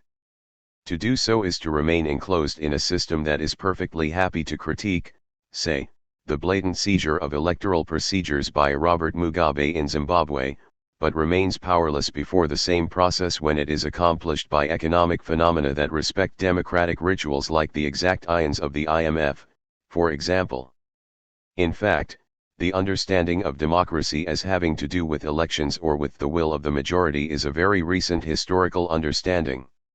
What is called representational democracy in our own time said to consist of free elections, free political parties, a free press, and, of course, the free market is in fact an oligarchic form, representation by a minority granted the title of stewards or trustees of common affairs. All today's advanced industrial democracies are in fact oligarchic democracies. They represent the victory of a dynamic oligarchy, a world government centered on great wealth and the worship of wealth, but capable of building consensus and legitimacy through elections that, by limiting the range of options, effectively protect the ascendancy of the middle and upper classes. I think we must both recognize this to be the case, that is, recognize the non-existence of democracy or its inversion in reality, at the same time that we acknowledge how vitally necessary it is to retain the original, expansive sense of the term. If we remain enclosed in an understanding of democracy as a form of government, then we have no choice but to abandon the word to the enemy who has appropriated it. But precisely because it is not a form of government, because it is not a type of constitution or institution, democracy, as the power of anybody to concern himself or herself with common affairs, becomes another name for the specificity of politics itself. It may exist or not exist at all, and it may reassert itself in the most varied of manifestations. It is a moment, at best a project rather than a form. As the name of the struggle against the perpetual privatization of public life, democracy, like love in one of Rimbaud's many slogans, must be reinvented. In today's era, which proclaims itself post-ideological, ideology is thus more than ever a field of struggle among other things, the struggle for appropriating past traditions. One of the clearest indications of our predicament is the liberal appropriation of Martin Luther King, in itself an exemplary ideological operation.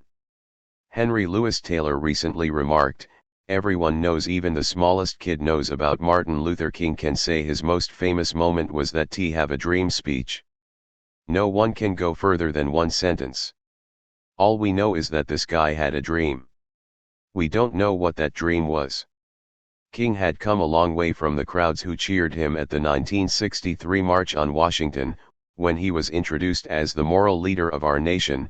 By taking on issues outside segregation, he had lost much of the public support and was more and more considered to be a pariah. He took on issues of poverty and militarism because he considered them vital to make equality something real and not just racial brotherhood but equality in fact. To put it in Badiou's terms, King followed the axiom of equality well beyond the topic of racial segregation. He was working on anti-poverty and anti-war issues at the time of his death. He had spoken out against the Vietnam War and was in Memphis when he was killed in April 1968 in support of striking sanitation workers. Following King meant following the unpopular road, not the popular one.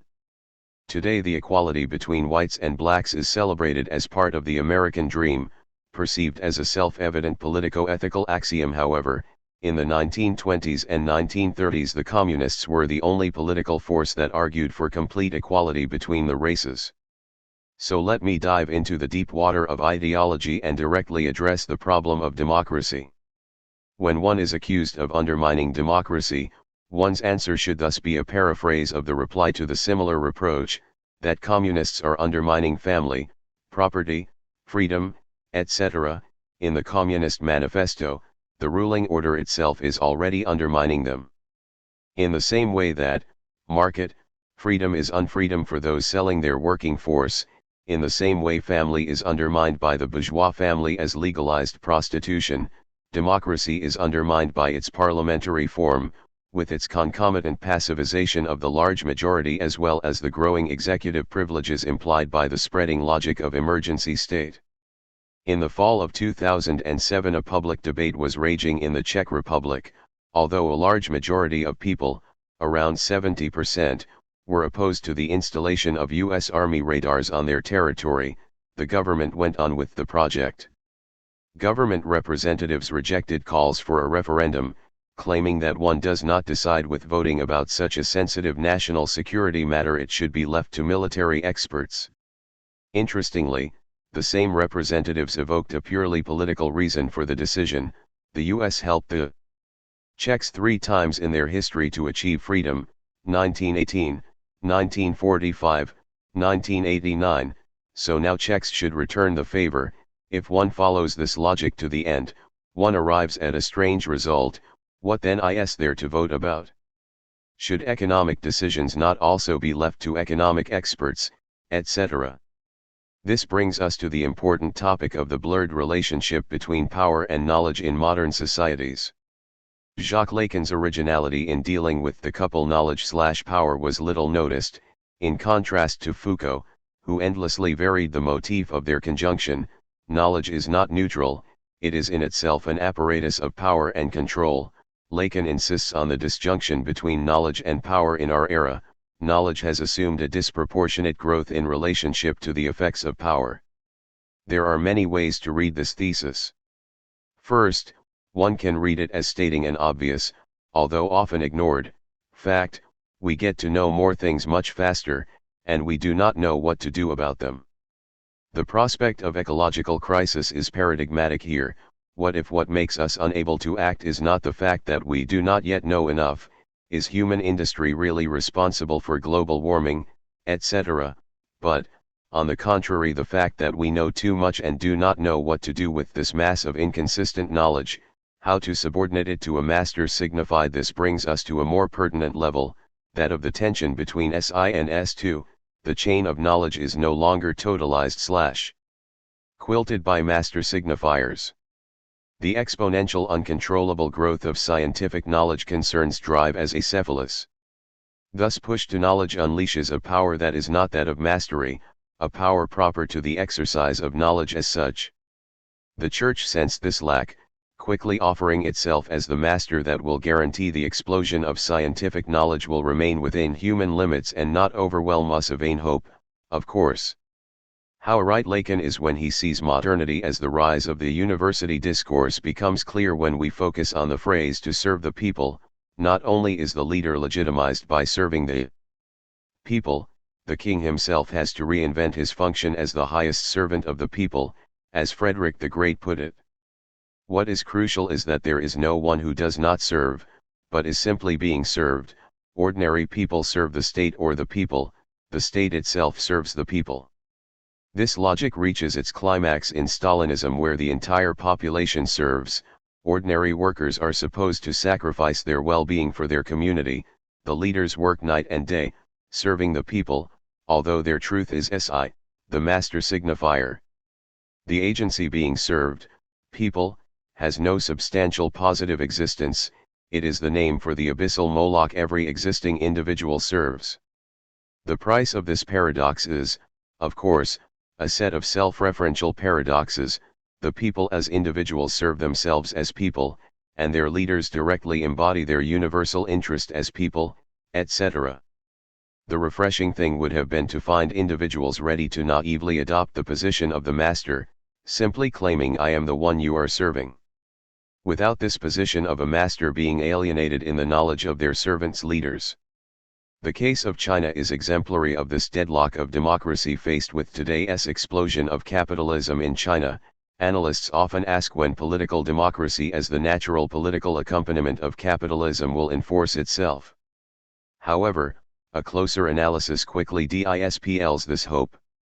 Instead of perceiving what goes on in today's China as an oriental despotic distortion of capitalism, one should see in it the repetition of the development of capitalism in Europe itself. In early modernity, most European states were far from democratic. If they were democratic, as was the case of the Netherlands, it was only for the liberal elite, not for the workers. Conditions for capitalism were created and sustained by a brutal state dictatorship, very much like today's China, the state legalizing violent expropriations of common people, which made them proletarians, and disciplining them in their new role.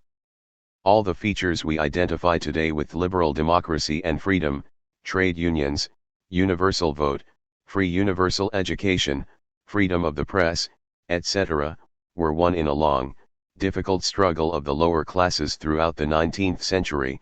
They were far from a natural consequence of capitalist relations. Recall the list of demands with which the Communist Manifesto concludes.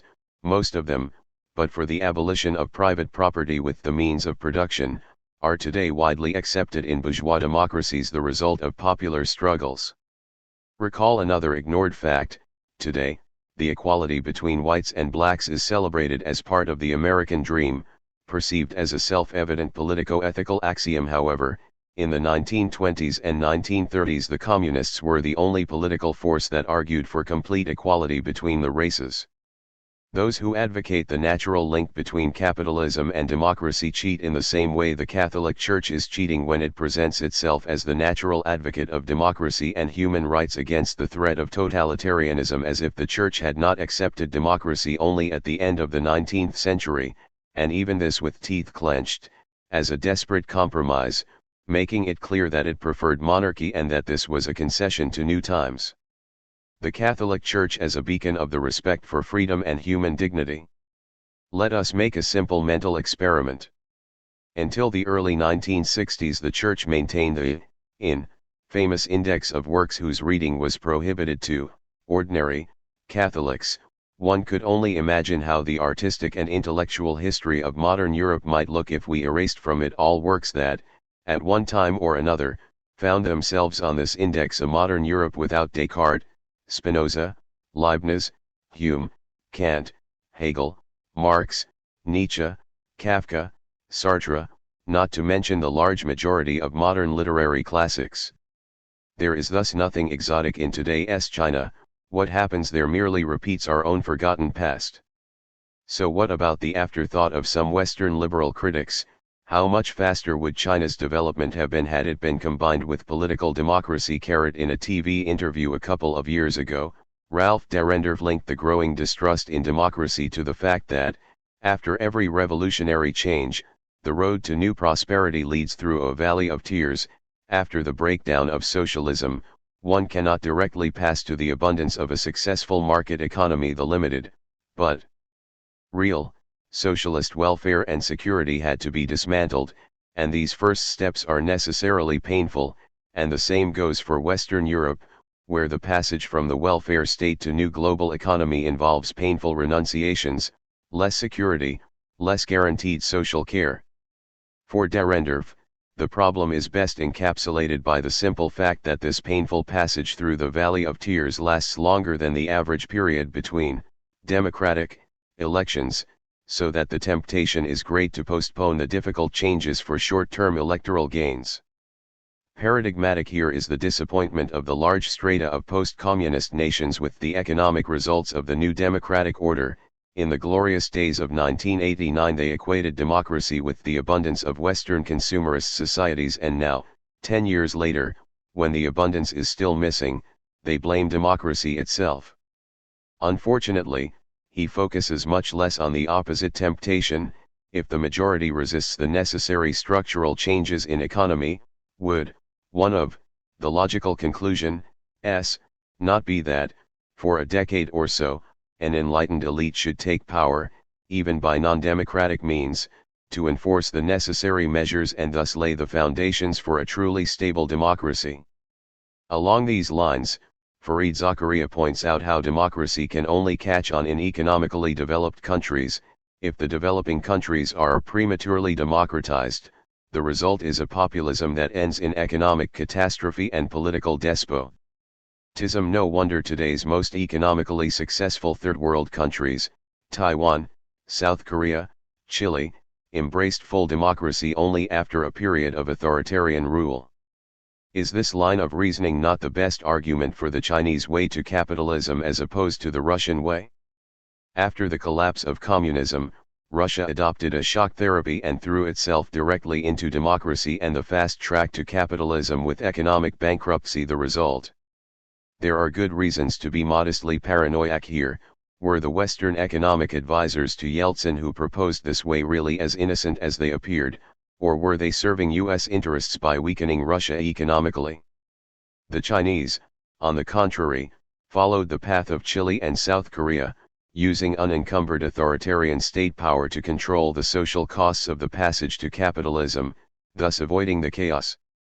In short, the weird combination of capitalism and communist rule, far from a ridiculous anomaly, proved a blessing. Not even, in disguise, China developed so fast not in spite of authoritarian communist rule but because of it. So, to conclude with a Stalinist-sounding suspicion, what if those who worry about the lack of democracy in China really worry about the fast development of China that makes it the next global superpower, threatening Western primacy? Even a further paradox is at work here.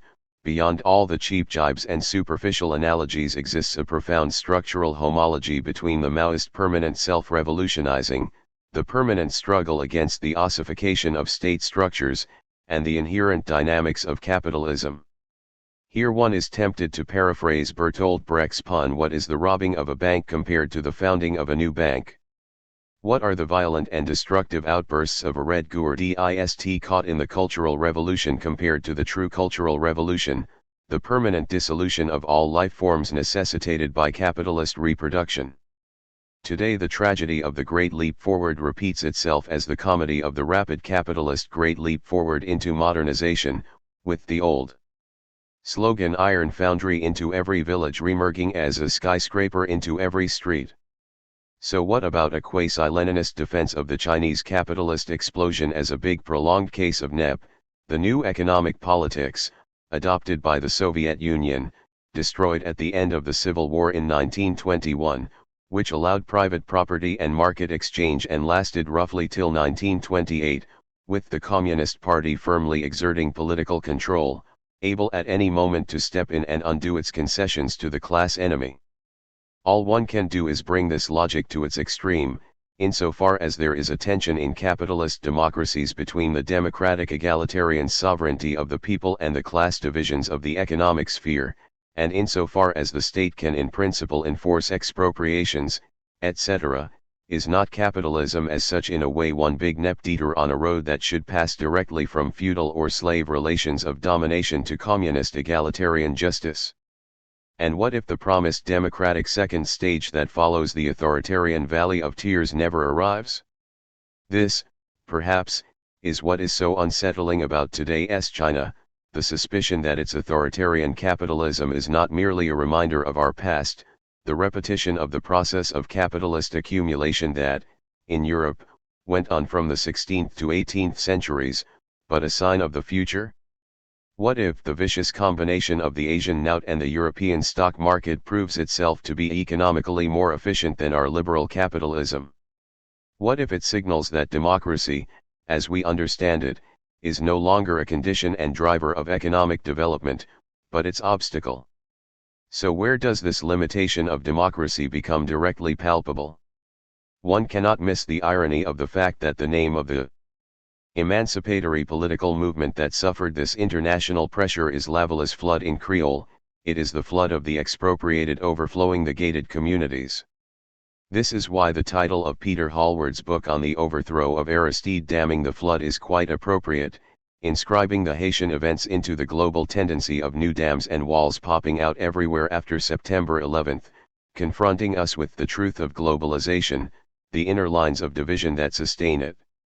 Haiti was an exception from the very beginning, from its very revolutionary fight against slavery that ended in independence in January 1804, only in Haiti was the Declaration of Human Freedom universally consistent.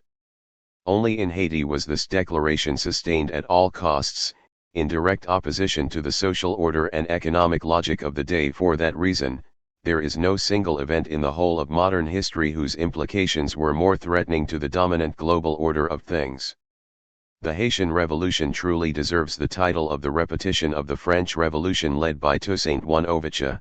It was clearly ahead of its time, premature, and doomed to fail, yet, precisely as such, it was perhaps even more of an event than the French Revolution itself.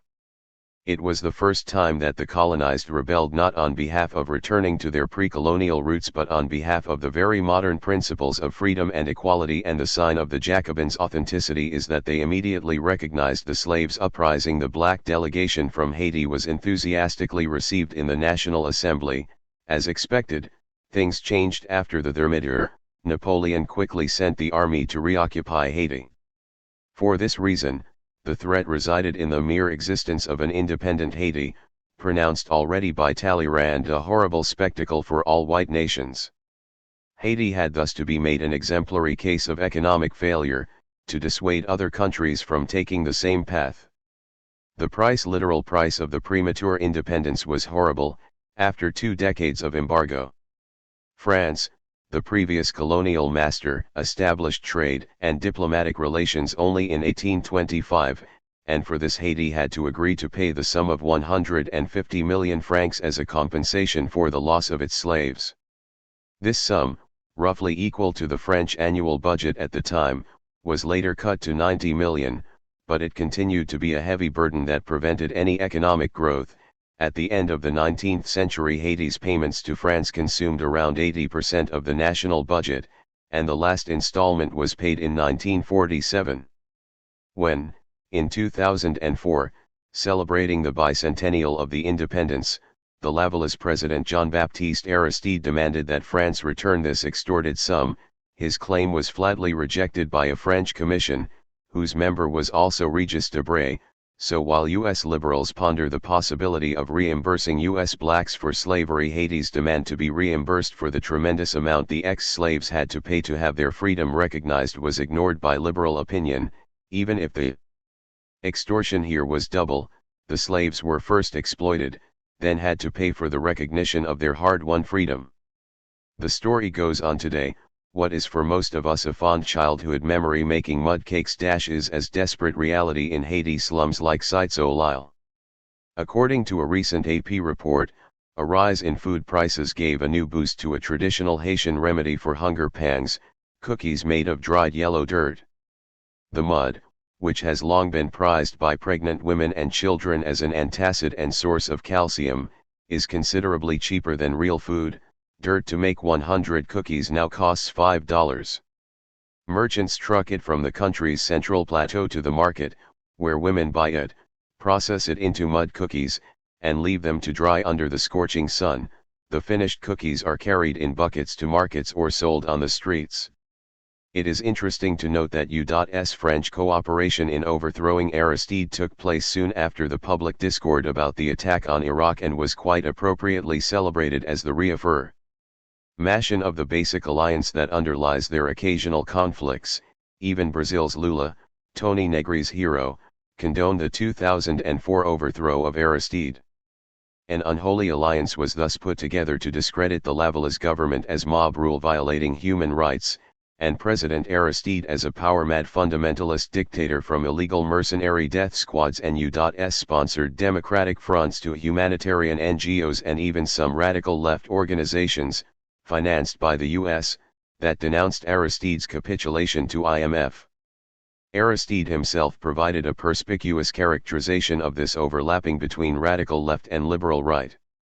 Somewhere, somehow, there's a little secret satisfaction, perhaps an unconscious satisfaction, in saying things that powerful white people want you to say. In short, the ruling ideology often remains the left's ego ideal. The case of Haiti also enables us to throw new light on the big, defining, problem of Western Marxism, that of the missing revolutionary subject.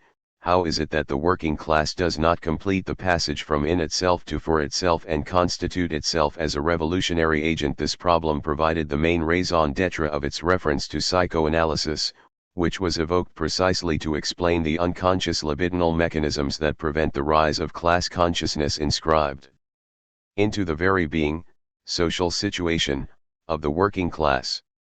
In this way the truth of the Marxist socio-economic analysis was saved. There was no reason to give ground to the revisionist theories about the rise of the middle classes, etc. For this same reason, Western Marxism was also in a constant search for other social agents who could play the role of revolutionary agent, as the understudy replacing the indisposed working class, third world peasants, students, and intellectuals, the excluded. Therein resides the core of truth of Peter Sloterdijk's thesis, according to which the idea of Judgment Day, when all accumulated debts will be fully paid and an out-of-joint world will finally be set straight, is taken over in secularized form by the modern leftist project, where the agent of judgment is no longer God, but the people. Leftist political movements are like banks of rage. They collect rage investments from people and promise them large-scale revenge, the re-establishment of global justice. Since, after the revolutionary explosion of rage, full satisfaction never takes place and an inequality and hierarchy re-emerge, a push always arises for the second true, integral revolution that will satisfy the disappointed and truly finish the emancipatory work. 1792 after 1789, October after February. The problem is simply that there is never enough rage capital. That is why it is necessary to borrow from or combine with other rages, national or cultural. In fascism the national rage predominates. Mao's communism mobilizes the rage of exploited poor farmers, not proletarians.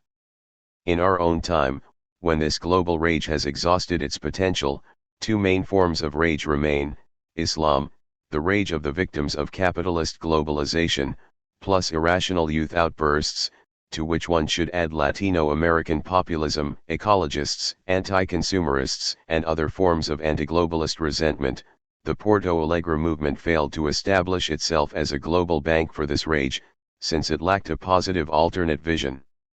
The failure of the working class as revolutionary subject already lies in the very core of the Bolshevik Revolution. Lenin's art was to detect the rage potentiality of disappointed peasants. The October Revolution was victorious because of the slogan Land and Peace, addressed to the vast peasant majority, seizing the short moment of their radical dissatisfaction.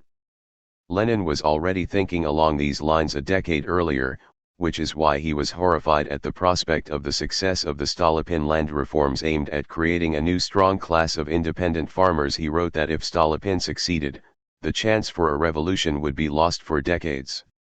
All successful socialist revolutions, from Cuba to Yugoslavia, followed this model, seizing the opportunity in an extreme critical situation, co-opting the national liberation or other rage capitals. Of course, a partisan of the logic of hegemony would here point out that this is the very normal logic of revolution, that the critical mass is reached precisely and only through a series of equivalences among multiple demands that is always radically contingent and dependent on a specific unique even set of circumstances. A revolution never occurs when all antagonisms collapse into the big one, but when they synergetically combine their power. But the problem is here more complex. The point is not just that revolution no longer rides the train of history, following its laws, since there is no history, since history is a contingent open process. The problem is a different one. It is as if there is a law of history, a more or less clear predominant main line of historical development, and that revolution can only occur in its interstices, against the current. Revolutionaries have to wait patiently for the, usually very brief, period of time when the system openly malfunctions or collapses, seize the window of opportunity, grab the power, which at that moment, as it were, lies on the street, is for grabs, and then fortify their hold on power, building repressive apparatuses, etc., so that, once the moment of confusion is over, the majority gets sober and is disappointed by the new regime. It is too late to get rid of it, they are firmly entrenched. The case of the communist ex-Yugoslavia is typical here. Throughout World War XI the communists ruthlessly hegemonized the resistance against the German occupying forces, monopolizing their role of anti-fascist struggle by way of actively trying to destroy all alternate, bourgeois, resisting forces, while, simultaneously, strictly denying the communist nature of their struggle. If someone formulated the suspicion that they had plans to grab power and enact a communist revolution at war's end, he was swiftly denounced as spreading enemy propaganda. After the war, once they grabbed complete power, things swiftly changed and the regime openly displayed its communist nature. The communists, although genuinely popular till around 1946, nonetheless almost openly cheated in the 1946 general elections, when they were asked why they were doing it, since they could also have easily won free elections. Their answer, in private, of course, was that this was true, but they would have lost the next elections 4 years later, so it was better to make certain from the start what kind of elections they were ready to tolerate. In short, they were fully aware of the unique opportunity that brought them to power. The awareness of their failure to build and sustain a genuine long-term hegemony of popular support was thus from the very beginning taken into account. Today one should shift this perspective totally and break the circle of such patient waiting for the unpredictable opportunity of social disintegration opening up the brief chance of grabbing power. Maybe just maybe this desperate waiting and search for the revolutionary agent is the form of appearance of its very opposite, the fear of finding it, of seeing it where it already bulges. For example, what about the fact that, today, the members-only phenomenon is exploding into a whole way of life, encompassing everything from private banking conditions to invitation-only health clinics?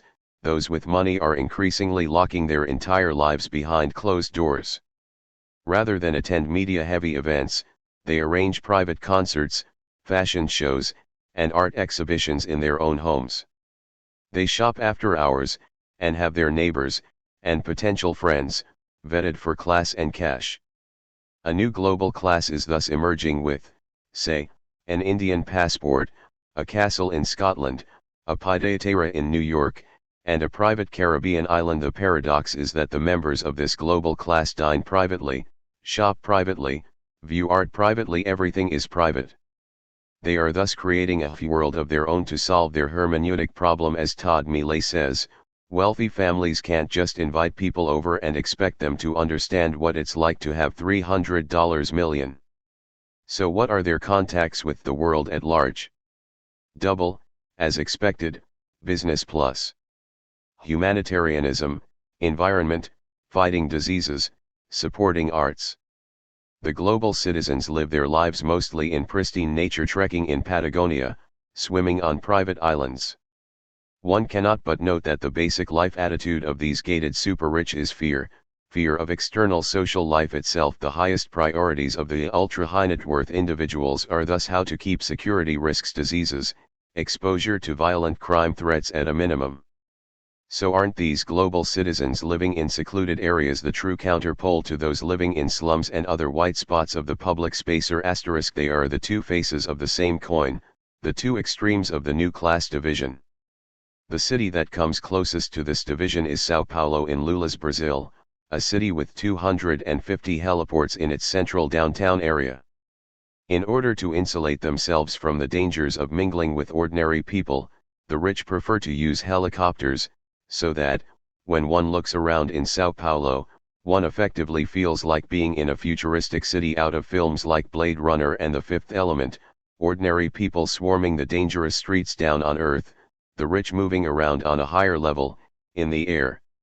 So, back to Haiti, the Lavala's struggle is exemplary of a principled heroism and the limitations of what can be done today. It didn't withdraw into the interstices of state power and resist from there.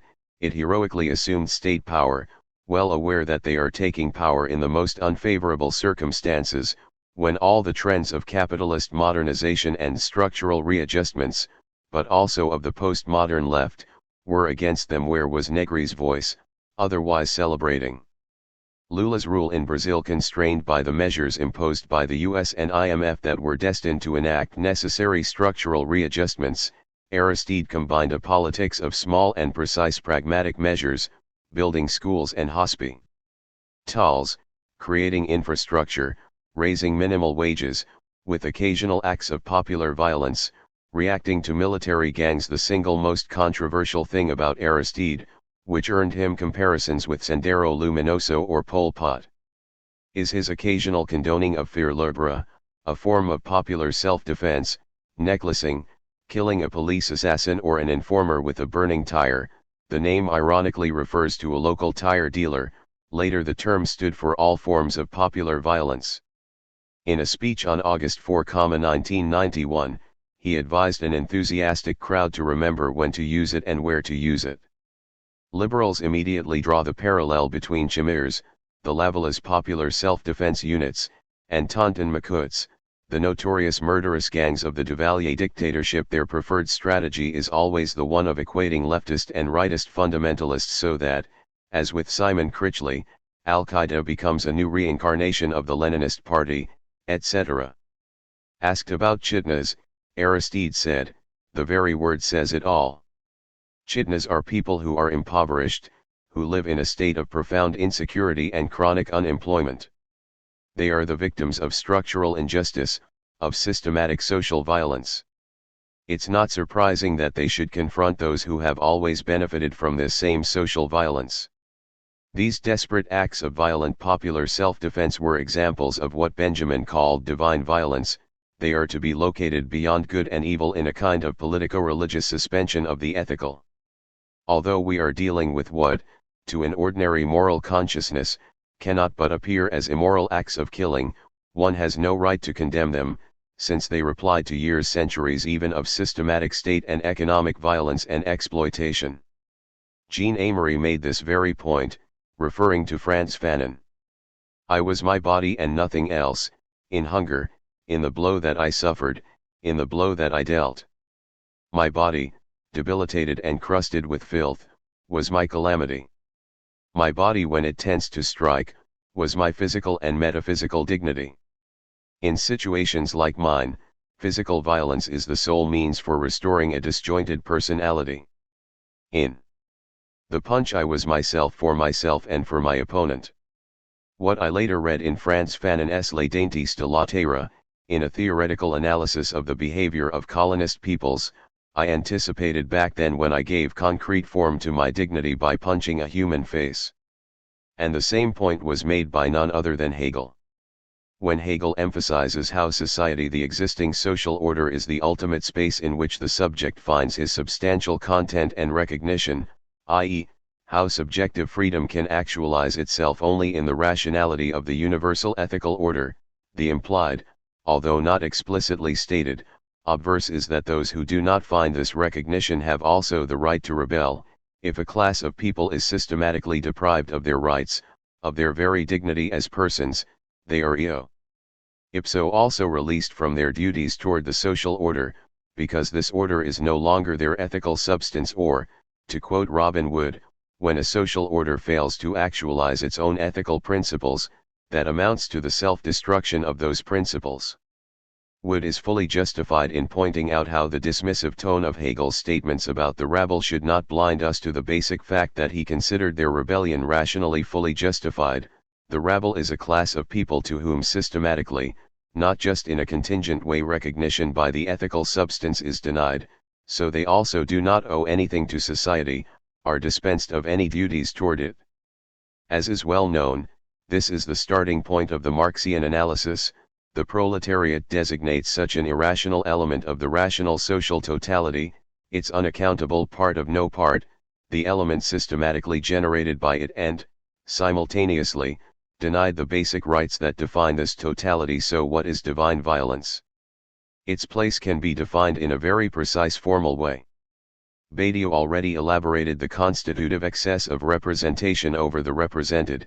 At the level of the law, the state power only represents the interests, etc. of its subjects, it is serving them, responsible to them, and itself subjected to their control. However, at the level of the superego underside, the public message of responsibility, etc., is supplemented by the obscene message of unconditional exercise of power. Laws do not really bind me, I can do to you whatever I want, I can treat you as guilty if I decide to do so, I can destroy you if I say so. This obscene excess is a necessary constituent of the notion of sovereignty. The asymmetry is here structural, i.e., the law can only sustain its authority if subjects hear in it an echo of the obscene unconditional self-assertion. And the people's divine violence is correlative to this excess of power, it is its counterpart, it targets this excess and undermines it. The alternative, either struggle for state power, which makes us the same as the enemy we are fighting, or withdrawal to a resistance from a distance towards the state, is a false one. Both its terms share the same premise, that a state form, the way we know it, is here to stay, so that all we can do is take over the state or maintain a distance toward it. Here one should shamelessly repeat the lesson of Lenin's State and Revolution. The goal of revolutionary violence is not to take over the state power but to transform it, radically changing its functioning, its relation to its base, etc. Therein resides the key component of the dictatorship of the proletariat. Bulent Somei, Personal Communication, was right to point out that what qualifies the proletariat for this position is ultimately a negative feature. All other classes are, potentially, capable of reaching the status of the ruling class, in other words, of establishing themselves as the class controlling the state apparatus. What makes the working class into an agency and provides it with a mission is neither its poverty, nor its militant and pseudo-military organization, nor its proximity to the, chiefly industrial, means of production. It is only its structural inability to organize itself into yet another ruling class that provides the working class with such a mission. The proletariat is the only, revolutionary, class in history that abolishes itself in the act of abolishing its opposite. One should draw from this insight the only appropriate conclusion: dictatorship of the proletariat is a kind of necessary oxymoron, not a state form in which the proletariat is the ruling class. We effectively have the dictatorship of the proletariat only when the state itself is radically transformed, relying on new forms of the people's participation, which is why there is more than hypocrisy in the fact that, at the highest point of Stalinism when the entire social edifice was shattered by purges, the new constitution proclaimed the end of the class character of the Soviet power, voting rights were restored to members of classes previously excluded, and that the socialist regimes were called people's democracies, a sure indication they were not dictatorships of the proletariat. Where democracy is not enough is with regard to the constitutive excess of representation over the represented. Democracy presupposes a minimum of alienation. Those who exert power can only be held responsible to the people if there is a minimal distance of representation between them and the people. In totalitarianism, this distance is cancelled. The leader is supposed to directly present the will of the people, and the result is, of course, that the empirical people are even more radically alienated in their leader. He directly is what they really are, their true identity, their true wishes and interests, as opposed to their confused empirical wishes and interests. In contrast to the authoritarian power alienated from its subjects, the people, here the empirical people, are alienated from themselves. This, of course, in no way implies a simple plea for democracy and rejection of totalitarianism. There is, on the contrary, a moment of truth in totalitarianism. Hegel already pointed out how political representation does not mean that people already know in advance what they want and then charge their representatives with advocating their interests. They only know it in itself. It is their representative who formulates their interests and goals for them, making them for itself. The totalitarian logic thus makes explicit, posits as such, a split that always already cuts from within the represented people. One should not be afraid here to draw a radical conclusion concerning the figure of the leader. Democracy as a rule cannot reach beyond the pragmatic utilitarian inertia, it cannot suspend the logic of servicing the goods. Consequently, in the same way, there is no self-analysis, since the analytic change can only occur through the transferential relationship to the external figure of the analyst. A leader is necessary to trigger the enthusiasm for a cause, to bring about the radical change in the subjective position of his followers. To transubstantiate their identity, what this means is that the ultimate question of power is not, is it democratically legitimized or not, but what is the specific character, the social content 33, of the totalitarian excess 33 that pertains to sovereign power as such independently of its democratic or non-democratic character. It is at this level that the concept of the dictatorship of the proletariat functions. In it the totalitarian excess of power is on the side of the part of no part, not on the side of the hierarchical social order. To put it bluntly, ultimately, they are in power in the full sovereign sense of the term, i.e., it is not only that their representatives temporarily occupy the empty place of power, but, much more radically, they twist the very space of state representation in their direction. One can argue that Chavez and Morales are coming close to what could be today's form of the dictatorship of the proletariat, although interacting with many agents and movements, drawing on their support. His government obviously has a privileged link with the dispossessed of the favelas. He is ultimately their president, they are the hegemonic force behind his rule, and although Chavez still respects the democratic electoral rule, it is clear that his fundamental commitment and source of legitimization is not there, but in the privileged relationship with the dispossessed of the favelas. This is the dictatorship of the proletariat in the form of democracy. A convincing story can be told about the hypocrisy of the Western left, which to a large extent ignores the phenomenal liberal renaissance that is going on in Iran's civil society, since the Western intellectual references of this renaissance are figures like Habermas, Arendt, and Rorty, even Giddens, not the usual gang of anti-imperialist radicals. The left makes no fuss when leading figures of this movement lose their jobs and are arrested, etc. With their advocacy of the boring topics of division of powers, of democratic legitimization, of the legal defense of human rights, etc., they are viewed with suspicion. They do not appear anti-imperialist and anti-American enough. However, one should nonetheless raise the more fundamental question: is bringing Western liberal democracy the true solution for getting rid of the religious fundamentalist regimes, or are these regimes rather a symptom of liberal democracy itself? What to do in cases like that of Algeria or the Palestinian territories, where a free democratic election brings fundamentalists to power, when Rosa Luxemburg wrote that dictatorship consists in the way in which democracy is used and not in its abolition. Her point was not that democracy is an empty frame that can be used by different political agents. Hitler also came to power through more or less free democratic elections, but that there is a class bias inscribed into this very empty, procedural, frame.